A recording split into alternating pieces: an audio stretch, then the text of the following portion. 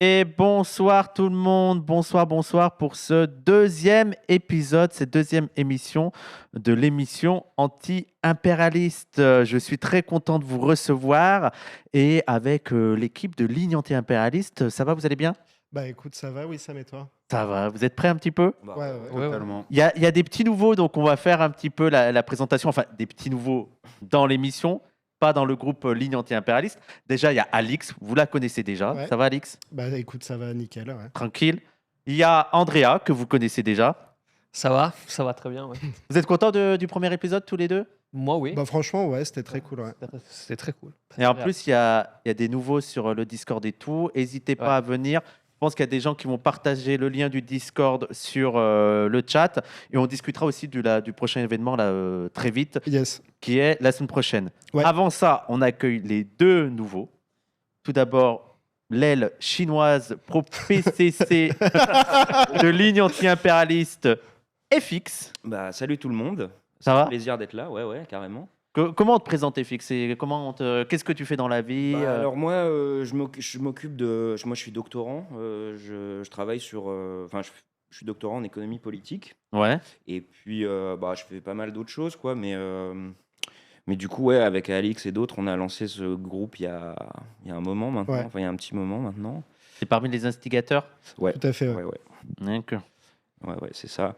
Et non, ben, comment me présenter? Bah, moi, je suis un marxiste, quoi. Et du coup, on avait un peu envie de remettre à la discussion bah, toute une tradition qui est de moins en moins discutée. Même, par exemple, les livres, en fait, ils sont de moins en moins imprimés, en fait, quoi. Sur, Il y a la CIA dans le. On va répondre aux questions juste avant. Alors, tu as fait aussi, tu écris des articles. Tu as fait la préface du livre Classe, contrôle. Non. Console, contrôle, classe. Ouais, voilà, tout à fait. Aux éditions Sans soleil. Sans Soleil. On va sûrement en reparler Ouais. en janvier, si Dieu veut. Alors, le nom du groupe, oui, peut-être parce qu'il y a des gens qui viennent de débarquer, c'est Ligne Anti-Impérialisme.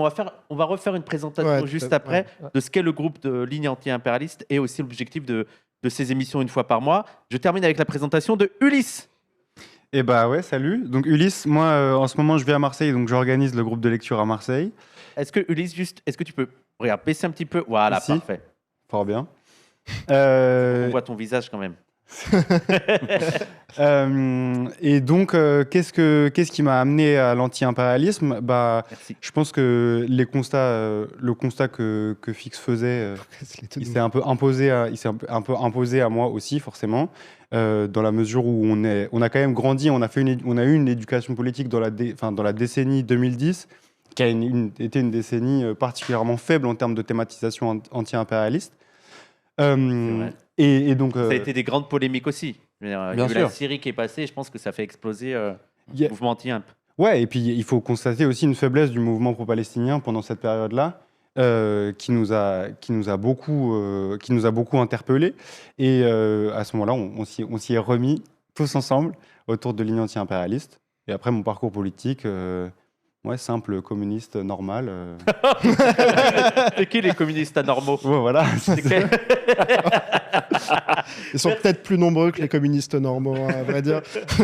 Merci, nom de Dieu. Merci beaucoup à toutes les personnes qui font les dons. N'hésitez pas à alimenter le train de live. Ça nous permet d'avoir ces émissions. Ça nous permet de payer le matos, de payer le plateau, de payer Milan. Donc, n'hésitez pas à soutenir. Et comme d'habitude, je dis un petit peu moins merci parce qu'il y a les gens qui sont en train de parler. Mais n'hésitez pas à donner. Donc, on a fait la présentation des deux petits nouveaux. Et il y en a encore plein. Il y en a des nouveaux qui vont venir dans les prochaines émissions. Ouais, ça a tourné. Voilà, ça va tourner parce que vous êtes un collectif. Merci Léline en Louboutin. Est-ce que vous pouvez faire un rappel, parce que peut-être que les gens n'ont pas encore vu la première émission, de ce que c'est Ligne anti-impérialiste, parce que vous n'êtes pas des streamers, vous Ouais. êtes des militants de terrain qui font des actions, et notamment, votre principale action, c'est des groupes de lecture, c'est ça? Oui. Enfin, en tout cas, c'est ce qui reste central dans nos activités, quoi. Même si bah, là, on fait un stream et puis on a d'autres ambitions de faire de la formation. On participe à la coalition Guerre à la guerre. On en a parlé un petit peu au dernier stream. N'hésitez pas à aller voir la vidéo sur YouTube, d'ailleurs, hein, qui est disponible. Et en fait, bon, moi, je vais un petit peu réexpliquer quel est le principe du groupe de lecture et comment ça s'organise concrètement, parce que je suis pas sûr que c'était tout à fait clair la dernière fois, etc. Donc un petit peu pour que les gens aient la meilleure idée possible de ce à quoi s'attendre s'ils viennent à un des groupes de lecture qu'on organise. Avec la méthode de l'arpentage qui est C'est un ça. peu obscure pour certaines personnes. Ouais. Moi, j'en avais jamais fait, par exemple, avant qu'on lance ça. Ouais. Et en vrai, c'est trop bien, quoi, moi, je trouve. D'accord. Ouais. Donc en gros, en fait, nous, on prépare en amont, enfin, on s'est réunis cet été ensemble pendant une semaine pour travailler un programme pour toute l'année. Et donc, on a sélectionné des textes plutôt courts, des textes qui font 20 pages maximum, je crois, qu'on a divisé un petit peu en cycles thématiques. Cette année, on arrive à la fin de notre cycle qui s'appelle Comprendre l'armement. Mais on a Qui est très actuel. tout à fait, on a un cycle qui arrive sur la question de l'impérialisme fossile, du pétrole, du sable, etc. Et ensuite, en fin d'année, on aura un cycle sur le néocolonialisme. Bon, on a sélectionné tous ces textes. Et en fait, concrètement, quand on arrive en début de séance de groupe de lecture, on distribue le texte à tous les participants. On a imprimé des brochures, quoi. Et il y a un de nous qui fait un petit peu une mise en contexte, une présentation un peu brève de l'auteur, du contexte, de la place du texte dans le programme, etc. Et on se divise en plusieurs groupes qui vont chacun lire une partie du texte, sachant que dans un même texte, il peut y avoir des aspects plus techniques, des aspects qui permettent de mieux comprendre la globalité du texte. Et voilà, en fonction des affinités de chacun par rapport à la théorie ou pas trop, etc. Si les gens sont plutôt novices ou pas, ils vont aller dans différents des groupes, quoi, D'accord. et lire une partie du texte, en discuter Pas ensemble. tout seul, c'est ça. À chaque fois, ils sont jamais seuls. C'est ça. Il y a un groupe. Vous êtes jamais seul. Discuter du texte que vous êtes en train de lire. C'est ça, vous êtes en groupe. Et puis, alors il y a plusieurs méthodes d'arpentage, etc. Enfin, ça peut être de la lecture à voix haute à tour de rôle, ça peut être de la lecture silencieuse et qui s'arrête à chaque fois que quelqu'un ne comprend pas Ouais, un qu'il a une concept, question. etc., qu'il a une question. Et voilà, en fait, on capitalise d'une certaine manière sur le fait que les gens ont des compétences différentes, des niveaux d'expertise différents sur différentes choses qui permettent de s'entre-éclairer les uns les autres, quoi, dans ce processus de lecture collective. Et au bout de, voilà, ça dure 1 heure en gros, et à la fin de cette heure, il y a une mise en commun du travail des différents groupes. Il y a un rapporteur qui est désigné qui restitue voilà, ce qui a été compris du texte. C'est mis en commun, donc tout le monde a une vision générale sur le texte, et à ce moment-là commence une discussion entre nous tous pour voilà, discuter un petit peu de quel est l'intérêt de ce texte, qu'est-ce qu'on peut en faire politiquement aujourd'hui, etc. Qu'est-ce qu'on en pense? Qu'est-ce que ça représente pour certains? Est-ce que tout le monde est au clair sur ça? Yes. Il y a quelqu'un qui demande, il manque pas des clés de compréhension si tu lis un chapitre X sans avoir lu le A? Bah, moi, je pense pas. Ouais, Ouais, vas-y. Non, mais Parce sérieusement, que vous avez l'expérience d'avoir fait ça et vous n'avez pas eu ce cas de figure. ben en fait, si, bien sûr qu'il nous manque des clés de compréhension si tu lis un chapitre X sans avoir lu le chapitre A, mais en fait, tu as aussi des manques de compréhension si tu lis un marxiste aujourd'hui sans avoir lu tout le Capital. Mais en fait, ça n'empêche pas Ouais, bien sûr. un marxiste moderne. Et donc, en fait, de la même manière, on essaye que les parties, elles aient un peu une cohérence, et que cette cohérence-là, elle permette de quand même pouvoir profiter et faire un travail de compréhension pendant le moment de lecture, puis après on partage. Et ce partage-là, il vient aussi des cultures politiques différentes, des gens qui font partie du groupe. Je sais qu'à Marseille, par exemple, il y a beaucoup de gens qui viennent plutôt de mouvements écolos, qui viennent, donc les questions d'extractivisme, par exemple, elles sont super présentes dans les réflexions. Et c'est ce genre de trucs qui, bon, voilà, en fait, modifient un petit peu la manière dont on prend les textes. Mais dans l'ensemble, non, en fait, c'est pas un problème de pas tout savoir. Justement, en fait, nous-mêmes, on sait pas tout. Donc autant le faire ensemble. Et aussi, en fait, les moments de la synthèse, en fait, où on met en commun, c'est justement au moment des synthèses, en fait, où on retrouve en fait des éléments, enfin, on comprend mieux de choses, etc. Donc, je trouve que c'est pas vraiment, enfin, ça manque pas des clés de compréhension, quoi, si on saute une partie du chapitre. D'ailleurs, Andrea, je te prends en vol. Il y a quelqu'un qui t'a posé une question. Oui, j'étais bien à Bordeaux en 2010. en 2010. Donc c'est bien toi qu'on a C'est croisé bien moi, là-bas. Très bonne question, C'est mon très bonne Erasmus. réponse de nouveau, mais je pense qu'on connaît cette personne. J'aime le concept, c'est genre devenez plus intelligent en parlant à quelqu'un. Et oui, il y a aussi, il faut aussi se dire, c'est je veux dire, l'objectif, c'est de pas être les plus grands théoriciens et de mener une thèse sur l'impérialisme, c'est d'avoir des bases, quoi, d'avoir des éléments qui permettent à des militants de pouvoir mieux comprendre ces dynamiques, mais aussi de mieux agir autour de ça et aussi de former eux-mêmes les gens. Donc voilà, c'est un truc de formation. Et j'aime bien aussi l'idée que même les gens qui participent et qui organisent ça, c'est-à-dire vous-même, vous apprenez des choses en même temps. Ah bah ouais, c'est Ah oui, clair, hein, à chaque fois, en fait, c'est une discussion collective, donc c'est toujours plus riche que simplement lire un texte tout seul. Et puis, parce qu'on le met en pratique un peu aussi, quoi, vu qu'on en discute, on voit beaucoup plus. Moi, je sais que ça m'aide beaucoup pour voir les limites de certaines approches, par exemple, Ouais. de lire collectivement. Et ça me fait voir des choses que, au moment où on a choisi les textes, j'avais pas vu, par exemple. Et vraiment, c'est la discussion collective, quoi, qui permet de faire ça, je trouve. Il y a un côté un peu marrant d'ailleurs parce que on finit toujours par quand même être assez critique Ouais. des textes qu'on arpente. Donc il y a un peu un truc où genre tu commences le texte en disant bon c'est hyper important de lire ce texte et donc c'est effectivement important mais quand même la fin des discussions c'est souvent mais quand même il y a telle et telle limite etc. Donc ça mais ça c'est Ouais. parce qu'en fait on confronte ces textes là à la réalité quoi. Oui, à la pratique. À la pratique et donc forcément les textes ont une dimension abstraite Oui. qui fait que dans le concret ça marche pas toujours mais c'est pas grave. Alors, il y a une question importante qui est combien de temps dure une séance que je vois dans le chat. Donc maintenant, avant elle durait trop longtemps, Ouais. donc du coup maintenant c'est 2 heures. Ouais. D'accord. Avant, c'était combien? 3h30 Pas à peu vraiment près. d'heures de fin, donc c'est un peu, enfin voilà. ça D'accord, en dépend. 2 heures, c'est terminé la séance. C'est Et après, terminé. Là, on discute, voilà. buvez un verre, voilà, c'est ça, ouais, tranquille. ouais. Il y a aussi un moment de Exactement, sociabilité, quoi. ouais. C'est pas Ouais. genre cassez-vous, dégagez. Non. C'est le moment très important du militantisme à l'après aussi, Eh oui. hein, le Ouais. café. Est-ce qu'il y a des choses à ajouter sur la méthode arpentage, sur ce que vous faites en. Et Non, c'est quand aussi la prochaine? Alors, Voilà, parce que là, c'est aussi ok. le rendez-vous. Bah, la prochaine, c'est. Alors, il y a. C'est devenu ton ami hein, sur le chat, hein, excuse-moi, mais ça, on se connaît. Il Ah a oui. dit- Ouais. Ah, je Ouais, crois ouais, que je vois ouais. qui c'est. Ouais, d'accord. À Paris, c'est dimanche prochain, donc c'est le 14 décembre, et c'est de 17h à 19h, comme les horaires du stream en fait. Et c'est au 5 rue Lassus dans le 19e. Ouais. C'est ça, hein? Ouais. Et Vous avez le droit de manquer le stream si vous allez là-bas. C'est la seule autorisation. Sinon, pas le droit de manquer le stream. il y a aussi un groupe à Marseille, mais pour savoir comment ça se passe et où ça se passe, il faut rejoindre le Discord, les amis. Ah, mais. Et la séance prochaine par contre Ouais. c'est le Ouais, il y a la date là Il de. y a la date, Ouais. c'est le 16 décembre, Ouais. Saint-Alice, ça sera donc dans le centre de Marseille, c'est accessible, mais juste, Ouais, c'est quoi les On- textes aussi, mais après. ce sera les mêmes textes, on fait le même programme, Ouais, mais c'est Euh, quoi le prochain, vous avez pas dit si? et le Si, prochain, Ah, d'accord. texte, Ok. ça arrive. Bah, dis-nous, c'est quoi le prochain, Andrea? Alors, les prochains textes, c'est un chapitre extrait de ses livres de Eugénie Mériot, Géopolitique de l'état d'exception. Elle est là, ta caméra, si tu veux voilà. le montrer. Voilà. Ça se voit. Et bref, Tu l'as pas montré assez longtemps, regarde, Ah ouais, regarde j'ai la fait, j'ai technique. Voilà, ça c'est un influenceur. Et c'est un chapitre qui porte sous les théories de la guerre juste dans la pensée libérale, disons, du XXe siècle, quoi. Donc, c'est vraiment cette période où, après la chute de l'URSS, où, en fait, en gros, les penseurs libéraux se demandent, en fait, à quoi sert l'OTAN, quoi, quoi faire de cette alliance. Et du coup, ils commencent à théoriser, en fait, des exceptions au droit des guerres, à D'accord. partir d'une théorie de la guerre juste. Donc, c'est un chapitre qui est plutôt bien. Il y a une partie théorique où elle revient sous les théories des Rawls et des Walzer. Pour ceux qui connaissent, en fait, c'est deux philosophes des traditions libérales américains.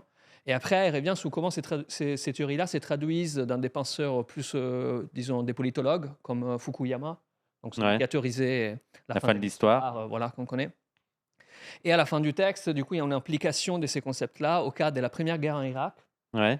Et aussi en petite note qui est assez sympa, en fait, enfin sympa, qui est assez intéressante sur l'intervention en fait de l'OTAN au Kosovo, pendant la guerre du Kosovo. D'accord. etc. D'accord.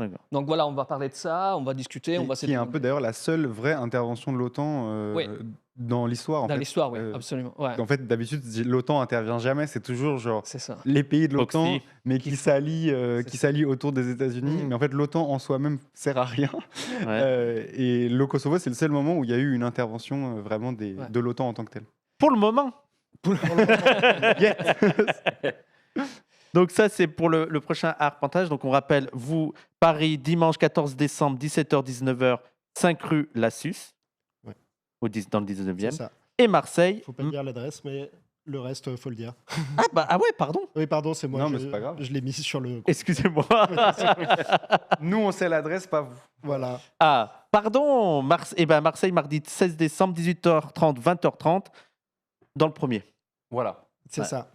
Est-ce qu'il y a, là on est encore dans le truc des dates, est-ce qu'il y a d'autres événements qui arrivent là qu'il faut partager aux gens? Ouais. Et aussi il y a le Discord qui a été partagé par Duchesse. Elle a partagé aussi le Linktree si vous voulez, tous les liens de ligne anti-imp. Yes. Ouais, bah moi, il y a un petit événement sur Paris que je voudrais partager là, qui a lieu la semaine prochaine. Alors peut-être que certains et certaines ont connu cet endroit, c'est la librairie Le Point du Jour dans le 5e, qui était un Oui. peu... Enfin voilà, c'était un des grands lieux pour trouver des livres marxistes en fait. Attends, elle va fermer? Elle va fermer, Non. malheureusement, Faut que j'y aille. parce que... Parce qu'il y a des pépites là-dedans. Ah ouais, il y a des pépites incroyables hein, là-bas. C'est toujours, il y a toujours quelque chose à trouver. Alors c'était très bordélique aussi. Ah, mais j'adorais parce Ouais, que ouais, c'était ouais. vraiment la librairie à l'ancienne, Ouais, les gens. ouais, ouais. Tu pouvais pas trop te déplacer quoi dedans, tellement il y avait des Ouais, livres. parfois, tu as une pile de livres qui te tombent dessus. Et tout. Enfin, c'était un peu, voilà. Enfin, c'est une expérience qu'on n'a pas trop ailleurs, je trouve. Ouais. Quoi. Et moi, je sais qu'à chaque fois que j'y vais, je trouve des pépites, quoi. Et donc là, le gérant, il part à la retraite. Et puis Ah, bah aussi, oui. en fait, les loyers, ils ont explosé depuis le moment où il a ouvert là-bas, quoi. D'accord. Parce que c'est dans le 5e, c'est rue Gay-Lussac, quoi. Ouais. Et donc, du coup, ils organisent une grande braderie délire. du 12 au 14, donc du vendredi au dimanche. Décembre. Ouais, Si vous décembre. voulez faire des cadeaux de Noël et Voilà. tout, les gens. Et puis, bah, du coup, il faut donner de la force au camarade qui a géré ça pendant. Ouais. Parce des que oui, c'est années. des années, c'est un grand militant. Ah oui, c'est un grand historique, militant historique, ouais, ouais. c'est clair. Et donc voilà, donc on voulait un peu partager ça. Donc Juste on rappelle, librairie, point du jour, excuse-moi. Non, je rebondis sur une question. Quelqu'un qui demande s'il y a des versions en ligne pour les gens éloignés ou handi. Alors, sur le Discord, on poste les textes et il y a des super comptes rendus des séances qui nous sont faits par Andrea ici présent. Et on a un site qui est en cours, un site web qui est en cours de chantier, mais quand il devrait être bientôt fini d'être travaillé. Et là-dessus, vous retrouverez tous les textes. Je pense qu'on publiera aussi les comptes rendus que tu fais sur Discord. Ouais. Enfin, on verra, mais en tout cas, il y a des choses qui sont entièrement accessibles. J'invite les gens à aller sur le Discord. Les dates, je crois pour l'instant, on n'a pas d'autres dates à communiquer. Non. Par contre, avant qu'on rentre dans le gros du texte théorique, FX, il me semble que c'est toi qui voulais rendre hommage Ouais. à un penseur marxiste américain Mhm. dont tu viens de m'apprendre la mort et je suis assez étonné parce qu'il était plutôt jeune, il me semble. Bah ouais, carrément. Donc c'est Assad Haider, qui était un personnage vraiment assez important quoi, dans la décennie 2010, quoi. Un peu dans la suite des mouvements Occupy en fait, aux États-Unis. Mm. Et donc Assad Haider, il animait notamment une voit revue l'image, qui s'appelait Viewpoint Magazine, quoi, et qui a été super importante, je dirais, pour plein de marxistes anglo-saxons, mais plus généralement, il a apporté beaucoup de choses en fait qui ont un peu participé à ce renouveau du marxisme dont tu parles beaucoup quoi, dans tes streams. Je pense que par exemple, le premier article qui est paru dans la revue Période, ou un des premiers, c'était une traduction d'un de ses textes, quoi. D'accord, ouais. Et donc en fait, dans Viewpoint Magazine, il y avait plein de trucs incroyables, quoi. Il y a eu 6 numéros qui étaient des numéros thématiques, donc sur des sujets comme l'enquête ouvrière. Donc il avait beaucoup remis à la discussion les opéraïstes, sur lesquels Ouais. tu as fait une émission. Il a beaucoup remis dans la discussion dans le monde anglo-saxon Robert Linhart, moi qui est une figure du marxisme très importante dans mon parcours politique, quoi. Althusser aussi. Enfin bon, voilà, il y avait vraiment plein de choses super intéressantes. C'est aussi l'auteur d'un livre qui est traduit en français. Ouais, aux éditions Amsterdam. Qui s'appelle Le Malentendu, ouais. On va voir l'image et comme ça, vous aurez aussi le nom de la personne, Assad Haider. Ouais. Et d'ailleurs, le livre, je l'ai lu et c'est ça qui est intéressant chez Assad Haider, c'est que, alors lui, il est d'origine indienne, il me semble, ou pakistanaise, je crois plutôt indien. Et il en parle dans ce livre parce que c'est une critique de certains courants décoloniaux et aussi de la question de la race. Mais ce qui est intéressant, c'est pas une critique bas du front on peut avoir chez les marxistes français, mais c'est assez intéressant d'avoir un autre point de vue parce qu'il y avait quand même un dialogue très respectueux sur le côté théorique, quoi. C'est quelqu'un qui avait une culture théorique assez impressionnante, quoi. enfin voilà, qui discutent beaucoup de courants, d'auteurs différents. Et notamment, je pense peut-être qu'on pourra le montrer, mais le dernier numéro du coup de la revue Viewpoint Magazine, il était consacré justement à l'impérialisme. C'est issu un peu. Ouais, c'est ça. Voilà, Ouais. c'est ça. Et en fait, il y a beaucoup de textes super intéressants pour les personnes qui lisent l'anglais à aller voir là-bas. Et je pense que nous, on traduit, ce serait bien, voilà, il y a certains de ces textes qui sont pas dispo en français. Et à mon avis, il y en a pas mal qui seraient intéressants un peu à mettre au débat et tout. Donc voilà. Il y a quelqu'un qui demande, aux États-Unis, il y a des groupes marxistes, Oui. Oui. mais surtout, il y a des intellectuels marxistes. Revue Période avait beaucoup de traductions d'auteurs anglo-saxons, parce que, Ouais. notamment sur la question de la race, ils ont beaucoup carrément. plus pensé ce concept qu'on a en France. Est-ce qu'il y a des choses à rajouter sur AZ Heider? Non, voilà, on pense à ses proches, à ses camarades, Ouais. à sa famille et tout. Et c'est une disparition très triste, quoi. Mais voilà. On va continuer, on va aller sur le gros débat du sujet. Enfin, Peut-être juste avant, remontrer le livre de Merio, parce qu'il y a beaucoup de gens qui ne l'ont pas vu. alors monte-le face à toi. Attends, on va voir. Je vais le faire. Est-ce qu'il va y arriver, Milan? Ah, recule. Ouais, mais ça va être chaud de Ça va être chaud de faire la mise au point. recul. Ah, oui. Pas mal, hein. Donc, Ah. géopolitique de l'état d'exception d'Eugénie Merio. C'est bon. Merci. Et il gère un Milan quand même, hein. Ouais. Tout seul là-bas. Donc on va aller Merci à sur, Milan.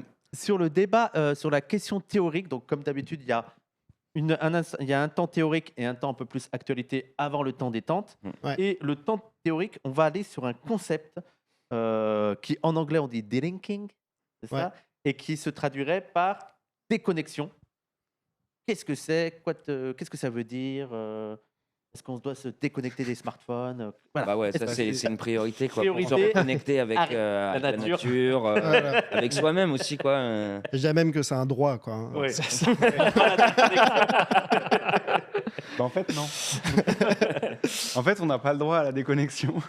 Ah oui, bah oui. Parce que donc, la déconnexion, c'est un concept de Samir Amin. On en a pas mal parlé l'année dernière, notamment autour de l'étude qu'on avait faite du texte de Max Hagel, un texte qui parlait d'agropastoralisme et d'extractivisme. Et en gros, qu'est-ce que la déconnexion? La déconnexion, c'est l'idée que pour permettre une transition vers une économie socialiste, il ne suffit pas de faire un changement politique à l'intérieur d'un pays, une prise de pouvoir quelconque. Ce qu'il faut en plus, c'est réussir à se déconnecter de l'espace économique mondial qui est capitaliste et des pouvoirs qui le régissent, en fait. Et donc c'est comme ça que Samir Amin le pense. Parce que sans ça, il n'y a pas de changement possible. Parce qu'en fait, Peu importe le régime que tu mettras en place, si tu restes dans connecté à ce système capitaliste, de toute manière, tu vas t'aligner à ça. voilà. Et en fait, c'est assez marrant parce que pour Samir Amin, c'est extrêmement lié au concept de nation et de souveraineté. Ouais. Et en fait, on pourrait immédiatement penser que ça veut dire quoi? Ça veut dire qu'il faut complètement rompre à tout échange international. Qu'il faudrait devenir un peu une espèce d'État socialiste autarcique qui n'a pas d'échange économique avec le reste du monde. Mais ce n'est pas du tout ce que préconise Amin. Amin, il préconise en fait une gestion différente des échanges internationaux économiques qu'on peut faire, notamment en mettant en avant les échanges sud-sud, des échanges régionaux qui ne soient pas organisés par le marché capitaliste mondial. Qui de toute façon fait perdre les pays du Sud et enrichit les pays du Nord.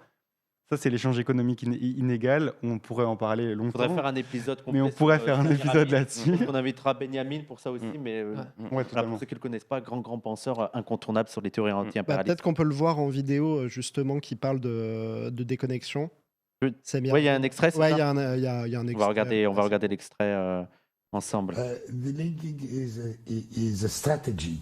It's not a magic formula. It is a strategy of submitting external relations, and particularly economic external relations, to the needs and the logic of the top of the priority of developing internally. That is compelling to the extent possible the global system to adjust to your needs and not the opposite. I said delinking is just, as a concept, strategic concept, the opposite of the strategic concept of the World Bank, of the West, of unilateral structural adjustment. Structural adjustment is that the countries of the peripheries should adjust in order to make possible, to facilitate the continuation of the process of accumulation to the benefit of the monopolies of the centers. Est-ce que, donc là, on a les explications de Samir Amin. Est-ce que vous avez des choses à ajouter? Est-ce que ça semble faisable, réalisable? Est-ce qu'on a des exemples concrets de pays qui ont essayé ces stratégies et comment ça s'est... En fait, je pense que c'est intéressant qu'ils partent du truc d'ajustement structurel de la Banque mondiale et du FMI quoi, pour expliquer ça. Parce que, en fait, donc ça, c'est les plans de réformes économiques qui ont beaucoup été imposés dans les pays du Sud au début du néolibéralisme, en fait. Quoi. Et parce que, en fait, le néolibéralisme, tel qu'il est beaucoup lu donc, par Samir Amin et par d'autres dans le Sud global, quoi, c'est une réaction, en fait, au processus de décolonisation et en particulier à un épisode très important qui est la conférence de Bandung. Et en fait, lui, il dit souvent ça, Samir Amin, il dit voilà, le premier acte un peu de la déconnexion, c'est Bandung en fait. C'est le développement, et parce que c'est un peu comme ce que disait Ulysse tout à l'heure, quoi. C'est-à-dire que la déconnexion, c'est développer les relations sud-sud, quoi. Donc voilà, on peut penser à des exemples de cette époque-là. Je pense que le plus évident, c'est dans les années 60, c'est la Tanzanie. Julius Nyerere, c'est ça? Voilà. Allez voir aussi le Talk Week qu'on a fait avec Hamza Poukari pour avoir des propos plus longs sur ça. Ouais, voilà. Et donc, il a une politique économique assez originale, avec beaucoup de nationalisation. Il y a un partenariat assez important avec la Chine, donc Chine maoïste à l'époque, pour construire notamment la ligne, une grande ligne de chemin de fer, la ligne Dar es Salaam, qui va jusque, je me rappelle plus bien où, mais voilà, voilà, tout le développement d'un écosystème industriel en fait du sud. Donc ça, ce serait peut-être l'exemple le plus, historique, un peu le plus frappant, quoi. Ouais, en gros, le truc c'est que les stratégies de délinking, elles sont, en fait, voilà, c'est un peu comme ce que j'ai dit tout à l'heure sur le côté un peu abstrait de certaines positions anti-impérialistes, c'est qu'en fait, comme Samir Amin l'a dit, c'est une stratégie. Donc en fait, ça va être plusieurs points et une tendance générale. Et en fait, il va y avoir certaines économies qui vont faire de la déconnexion et d'autres économies qui vont en faire seulement partiellement. Et même le champ des possibles étant ce qu'il est, il y a certains pans de l'économie qu'il est plus facile de déconnecter que d'autres. En fait, l'idée de Samir Amin, c'est qu'il y a 5 trucs à déconnecter. D'abord, c'est la reproduction de la force de travail, donc le fait d'être en mesure de nourrir son peuple, voilà, donc c'est l'agriculture. C'est pour ça que tous les grands efforts de déconnexion en fait commencent quasiment par là, quoi. Pour un truc d'autosuffisance, ne serait-ce que sur la nourriture. Voilà, il faut, et puis pas que pour la nourriture. En gros, c'est pour juste le confort, les besoins, qui vivent, quoi, assurer les besoins de la population. La deuxième chose, c'est la gestion du surplus économique. Donc, en fait, comment est-ce qu'on va décider de ce dans quoi on investit, réussir à être maître de ça? Parce qu'en fait, dans les politiques d'ajustement structurel, c'est pas possible. En fait, on ne maîtrise pas ce dans quoi on peut investir. C'est même un des principaux trucs, quoi. Ensuite, la gestion de son rapport au marché international ou même du marché interne.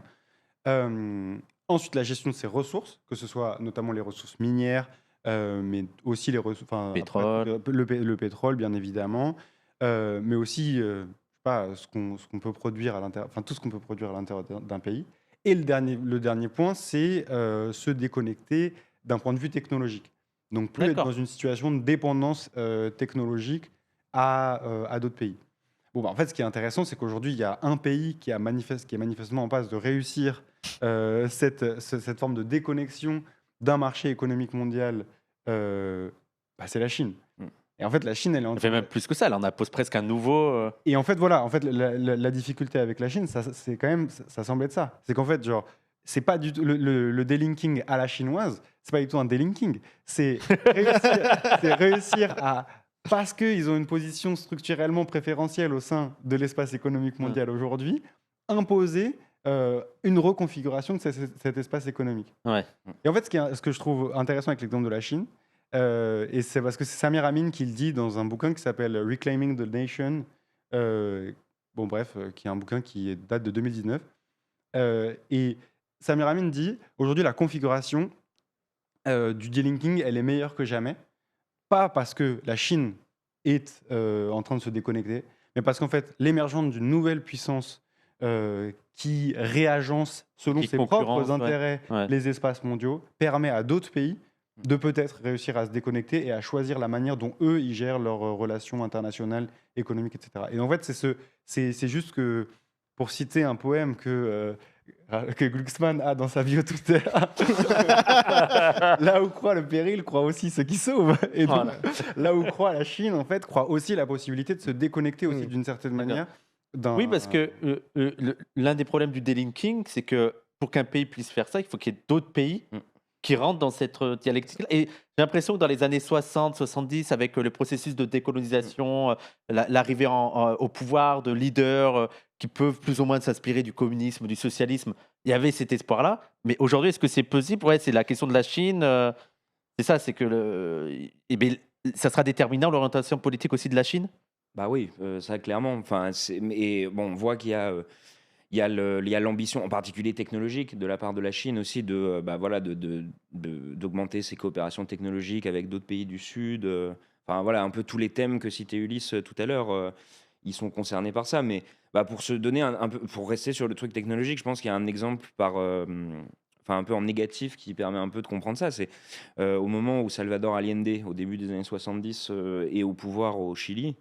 Bon, en fait, il y a un gros problème qui est en fait, comment on développe un système national de communication, en fait, pour faire tout ça, en fait. Donc, parce que, en fait, là, ce dont Samir Amin parle, au final, c'est planifier l'économie, quoi. En fait, si tu gères la technologie, l'agriculture et tout ça. Et en fait, il y avait quand même un gros problème à ce moment-là qui était que les grandes sociétés, elles étaient soit américaines, soit plus ou moins contrôlées par les États-Unis. Et on sait que voilà, les États-Unis n'étaient pas du tout favorables à Allende, quoi. Donc du coup, ça a posé tout un tas de problèmes assez importants, quoi. Et donc voilà, aujourd'hui, il y a on voit qu'en fait, c'est un peu ce dont parle Benjamin, quoi, Benjamin Burbomer dans son livre, quoi. C'est-à-dire que toutes ces institutions technologiques, financières, elles sont de la grande époque de la mondialisation sous contrôle américain, elles sont en train de craquer, quoi. Et donc du coup, ça réouvre des possibilités, quoi. Alors après. Est-ce que une question, mais tu pourras y rebondir aussi. Mais est-ce que par exemple des projets comme le BRICS, vous l'inscrivez dans le delinking ou c'est plus compliqué? Je pense que c'est un peu plus compliqué quand même, dans la mesure où déjà, en fait, déjà les BRICS c'est une appellation un peu problématique. Oui. Mais effectivement, il y a quand même une idée de se déconnecter d'une certaine manière d'un espace économique mondial. Et parfois, le delinking, il est forcé, hein. Enfin, je pense que d'une certaine manière, la Russie, quand elle est, du fait des sanctions, elle se déconnecte et elle doit reconfigurer ses espaces, quoi qu'on pense politiquement. Enfin, le désaccord, enfin, la Russie qui est un pays agresseur et qui, les sanctions économiques qui pèsent sur la Russie sont ce qu'elles sont. Mais en fait, ça provoque une forme de déconnexion, une forme de delinking, en fait, d'une certaine manière. Après, en fait, le truc, c'est que le delinking, c'est pas parce qu'un pays est en train de se déconnecter, c'est pas un bon pays. Enfin, Oui. Oui. C'est-à-dire qu'en fait, il y a vraiment. Enfin, c'est encore une fois, le delinking, c'est comme il le dit Samir Amin, le delinking, c'est une stratégie. Une stratégie, c'est pas du tout forcément un truc qui va être utilisé par un pays avec lequel on est en accord. Le delinking, et Samir Amin dit aussi ça, le delinking, c'est pas ce qui permet. C'est pas ce qui fait advenir immédiatement le socialisme. Le delinking, c'est un prérequis, quelque chose qui facilite une transition vers le socialisme ensuite. Et je pense que si le delinking se fait au prix d'une domination politique absolue de la Chine, en fait, ça ne devient pas un delinking, ça devient juste un relinking à une autre économie qui prend une position ultra dominante. Et en vrai, les BRICS, à un certain endroit, c'est aussi ça. Donc, peut-être que on peut ne pas être. Non, moi j'ai l'impression que dans les BRICS, il y a aussi une ambiguïté sur le projet, quoi, même en fait. Oui, il y a plus une concurrence concurrence sur les règles du marché actuel et de se dire on va essayer d'avoir le leader, mais sans changer les structures, plutôt qu'une un nouveau modèle d'organisation sociale globale. Bah, Enfin, pour moi, c'est vraiment plus une espèce de, je sais pas, de lobbying entre différentes puissances secondaires. Rivalité Voilà, impérialiste. pour résister, enfin pour comment dire, survivre au capitalisme sous supervision américaine et réussir à avoir des marges là-dedans et se réunir entre d'ailleurs des pays qui, pour certains, s'aiment pas du tout, quoi. Hmm. Oui, voilà, par exemple. Enfin, l'exemple le plus frappant, c'est, je pense que entre les pays des BRICS, il n'y a pas une idée il n'y a pas de projet d'une monnaie commune, par exemple, en fait, quoi. Et bon, ben ça, en fait, si tu veux juste si tu veux contrôler un marché, bon, bah voilà, le contrôle de la monnaie, c'est quand même un élément assez important. Et il n'y a pas de projet commun à ce niveau-là, donc. Ouais, Voilà, quoi. après, Trump a l'air de vouloir, en essayant de briser les BRICS, comment dire, malgré, enfin, il y a quand même manifestement des rapprochements qui s'opèrent entre différents pays membres des BRICS. Et pour moi, l'agressivité américaine, elle peut à terme, comment dire, solliciter de manière non voulue des projets de monnaie unique dans les BRICS. Enfin, ça peut avoir un effet de renforcement de ce pôle concurrent. Bah, de toute façon, c'est toujours l'ambiguïté du concept de Sud global, en fait, Ouais, quoi. C'est ouais. que il se définit quand même centralement, à partir du fait que bah, c'est des territoires qui ont été colonisés ou semi-colonisés, quoi. Donc il y a toujours, en fait, il y a une. Il a cassé des briques. George Sandwich, Il a excellent. cassé des briques. Il est en J'ai train- pas osé la faire. Le dialectique peut lequel casser des briques. Excellent jeu de mots. Ils sont en forme dans le chat. Mais donc du coup voilà, enfin, en fait toujours, bah, là, c'est toujours une définition en négatif en fait quoi, par rapport à l'imposition d'une domination impérialiste quoi en fait. Est-ce que donc il y aura l'importance de la question de, je veux dire, il y a un pays qui a un rôle central là-dedans, ça va être la Chine. Donc il faut être attentif à son orientation. Ouais. Mais on rappelle que selon les éditions Delga 2050, le communisme chinois. Ouais. Donc pas d'inquiétude. Mais est-ce que aussi cette notion de delinking, elle est intéressante pour les pays du Nord? Est-ce que nous on a quelque chose à, parce que nous on est quand même, on va dire, prenons la France, on a quand même d'un point de vue capitaliste, on est plutôt bien installé dans cette connexion. Donc Ouais. est-ce que ça serait quelque chose qui pourrait se faire entendre en France? Bah, moi je pense que là où ça a une puissance quand même le delinking aujourd'hui au XXIe siècle, c'est sur l'aspect écologique en fait quoi. Dans le sens où mais voilà, pas du tout dans une perspective assez quasiment opposée en fait à celle du delinking dans le sud global quoi, où il va s'agir beaucoup de projets d'industrialisation quoi dans certains cas, alors que bah, le problème dans le nord c'est justement qu'on est en surconsommation des ressources et de la force de travail qui vient du sud global quoi. Et donc bah il y a un enjeu effectivement du delinking mais qui est en fait de combattre l'exploitation en fait quoi. Enfin, D'un projet internationaliste. voilà, quoi. d'un projet internationaliste. C'est ça Les intérêts ouvriers mondiaux avant les intérêts français. Voilà, ouais. Je pense qu'on peut le dire, comme ça. Oui. Mais Oui. ouais, ouais. Il y a un doute sur ça? Non, non, Non, non. non. non, j'ai pas- Non, mais c'est surtout qu'en fait, il faut voir que il y a un. Enfin, en fait, c'est peut-être un petit peu ambigu, mais parce qu'en fait, un delinking dans le Nord, en fait, relancerait la lutte de classe, en fait, paradoxalement, à mon avis, en tout cas, dans le Nord global. Parce que, en gros, l'enjeu, c'est la croissance, quoi. Ouais. La croissance des économies du Nord. Et en fait, la croissance des économies du Nord, pendant le XXe siècle, c'est toute cette phase social-démocrate où la croissance, les gains de productivité permettent de redistribuer inégalement, certes, entre les capitalistes et les ouvriers le surplus, quoi, mais de le redistribuer partiellement quand même. Et en fait, le delinking, beaucoup, il est défendu aujourd'hui par des gens comme Jason Hickel, qui sont très critiques de la croissance, qui sont des économistes écologiques, quoi, et qui vont dire, mais en fait, vu que l'enjeu, c'est de stabiliser en fait la taille des économies du Nord, d'arrêter en gros de faire croître l'exploitation dans ces économies-là, eh bien en fait, il va se poser la question de la redistribution des richesses déjà produites, elle va se poser de façon évidente. Parce que voilà, les capitalistes du Nord, ce qui les définit précisément, c'est d'avoir accumulé des fortunes et des quantités de capital colossaux. Et donc du coup, là, va à nouveau se poser du coup cet enjeu de redistribution, quoi.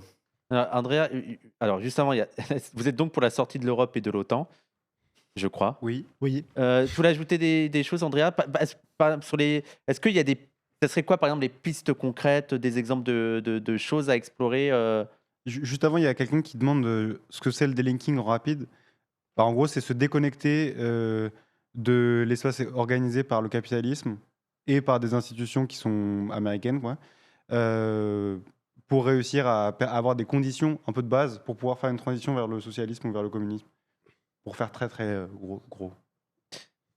Et est-ce que vous avez des idées de pistes qu'il y a à explorer sur ça ou pas?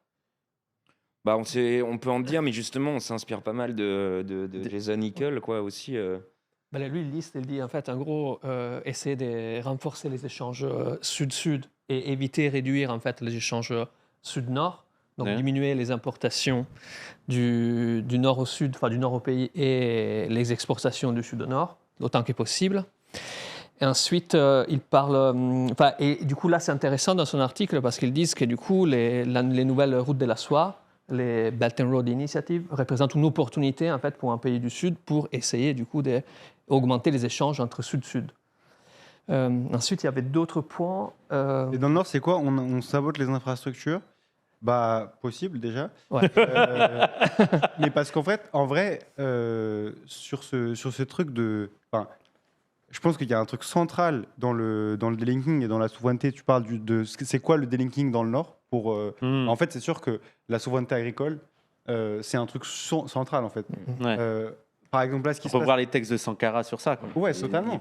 Centré sur ça. Quoi. Mais parce que- L'impérialisme, ça commence dans votre assiette. Oui, Ouais. et c'est la base, et c'est le premier point dont parle Samir Amin. Ouais. Et donc en fait aujourd'hui, je sais pas, genre tous les mouvements qui parlent d'agropastoralisme, de défense de ces pratiques d'autosuffisance, en fait ça permet véritablement une autosuffisance qui permet ensuite le delinking. Ça peut être un premier truc en fait qu'on peut faire. Et en fait à l'inverse aussi protéger l'agriculture agropastorale qui existe déjà dans le sud. Et ça, c'est ce que dit Max Hage beaucoup. En fait, il y a des gens qui vivent aujourd'hui encore, qui réussissent à vivre de manière autosuffisante dans des endroits. Il faut protéger ces trucs-là. Et donc être contre, par exemple, l'accord UE-Mercosur, de façon très, très, très, très basique. Alors, l'impérialisme alimentaire égale United Fruit Company, un exemple parmi d'autres. Ouais. Ouais. Quelqu'un qui demande Cuba, exemple de delinking? Oui. Bah oui. Forcé, mais Ouais. oui. Bah, par exemple, juste pour rester sur les trucs alimentaires, il y a un moment assez important, quoi. C'est la période spéciale à Cuba, après la chute de l'Union soviétique, quoi. Où du coup il y a eu tout un enjeu. Ils ont plus d'engrais, quoi, du coup, à ce moment-là, vu qu'ils sont sous blocus et que les soviétiques ne leur en fournissent plus. Pesticides et difficilement du carburant aussi, hein, il me semble. Ouais, il y a aussi le carburant. Mais du coup, là, je restais sur le truc vraiment agricole, quoi. Et donc, du coup, c'est comme ça que l'agriculture cubaine est devenue la première agriculture nationalement biologique, quoi. Genre avec bio. Ouais. D'accord. Et donc, bon, voilà, après, avec toutes les limites, c'est un pays sous blocus, hein, aussi. Voilà. Ouais. Et donc la dimension échange sud-sud à Cuba, elle est quand même Voilà. aussi vachement compliquée par ce blocus. Ouais, quoi. c'est ça. Ouais. Ouais.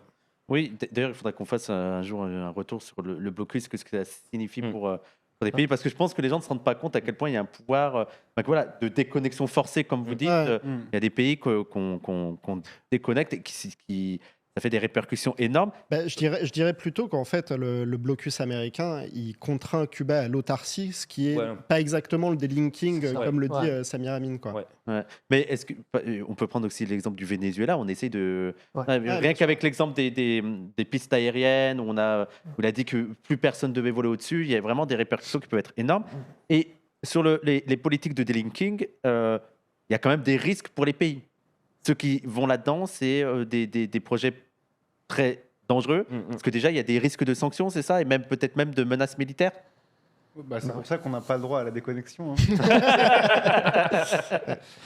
Bah ouais. Les États-Unis t'appellent à 23h du matin Ouais. pour te dire qu'ils vont bombarder ton pays. Quoi. Après, le- pardon, vas-y. Bah, je pense que l'exemple le plus frappant, t'en parlais tout à l'heure, c'est Sankara, quoi. Oui, Enfin voilà, c'est certain que c'est une stratégie risquée, quoi. Aussi bien du point de vue parce que Samir Amin, il l'oppose aux politiques d'ajustement structurel, mais voilà, les instances internationales, elles vont essayer de fait Oui. d'imposer des choses. Ouais. Enfin voilà, c'est une stratégie risquée parce qu'elle s'en prend à un système monde. c'est ce que dit Yuka Dema dans le chat. Moi, j'ai du mal à entrevoir un delinking entre guillemets pacifique, puisque quand tu fais ça, tu te prends l'armée sur la gueule pour te ramener dans le giron impérial. Et aussi, pour reprendre l'exemple de Thomas Sankara, j'ai l'impression que le delinking, il n'est possible que si tu as d'autres pays alliés. Et c'est d'ailleurs pour ça que Sankara arrêtait pas d'assister sur l'alliance panafricaine. C'est-à-dire c'est un projet fondamentalement internationaliste. Ouais. Est-ce qu'il y a des choses à ajouter sur le delinking qu'on a oublié, des points importants à aborder?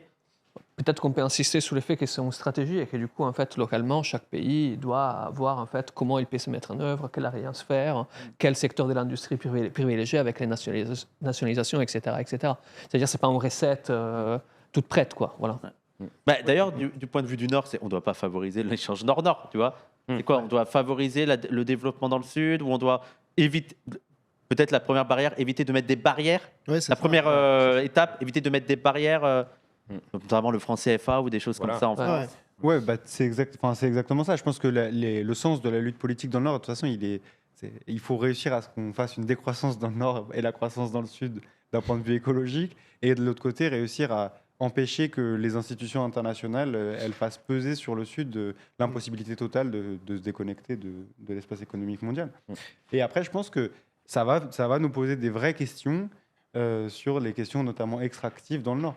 En fait, comment est-ce que nos modes de vie qui reposent sur l'extraction dans des conditions absolument atroces dans le Sud vont être impactés quand un pays comme le Congo va refuser qu'en fait son économie soit entièrement dirigée par une extraction qui détruit son territoire. Et ça va nous poser des questions, comme toujours dans l'impérialisme, dans les analyses anti-impérialistes, il y a toujours un moment où tu te dis je vais y perdre un peu quand même. Oui, bah oui. C'est Et ça, c'est le delinking, c'est sûr en fait. L'iPhone 20, ça va être compliqué. Ouais, voilà, c'est peut-être à plus. Est-ce qu'il y a des derniers points abordés sur la question du delinking? Non, mais Et une petite conclusion de quelqu'un? Non, je voulais juste abonder dans le sens du camarade sur la manière dont ça doit quand même nous amener à réfléchir à notre rôle en tant qu'anti-impérialiste du Nord. Quels sont les axes sur lesquels il faut qu'on se concentre par rapport à notre propre impérialisme et celui du bloc occidental sous commandement américain? Ça va être l'opposition à la militarisation, forcément, quoi, parce que toutes ces armes qui vont être créées, sans forcément que ça engage des interventions directes, il va bien falloir les écouler d'une manière ou d'une autre, etc. Et ça met en danger toute tentative de souveraineté des pays du Sud. Mais ça va être aussi s'opposer aux sanctions internationales, par exemple. Oui. Même si, on a donné l'exemple de la Russie, qui a un delinking de facto et qui a réussi à se reconnecter à la Chine et qui survit grâce à ça. Il y a l'Inde aussi. Ça, d'une certaine manière, c'est le produit des sanctions, mais la Russie est un grand pays qui a des hydrocarbures, qui a tout un tas de choses. Des petits pays d'Afrique qui sont très dépendants en termes économiques.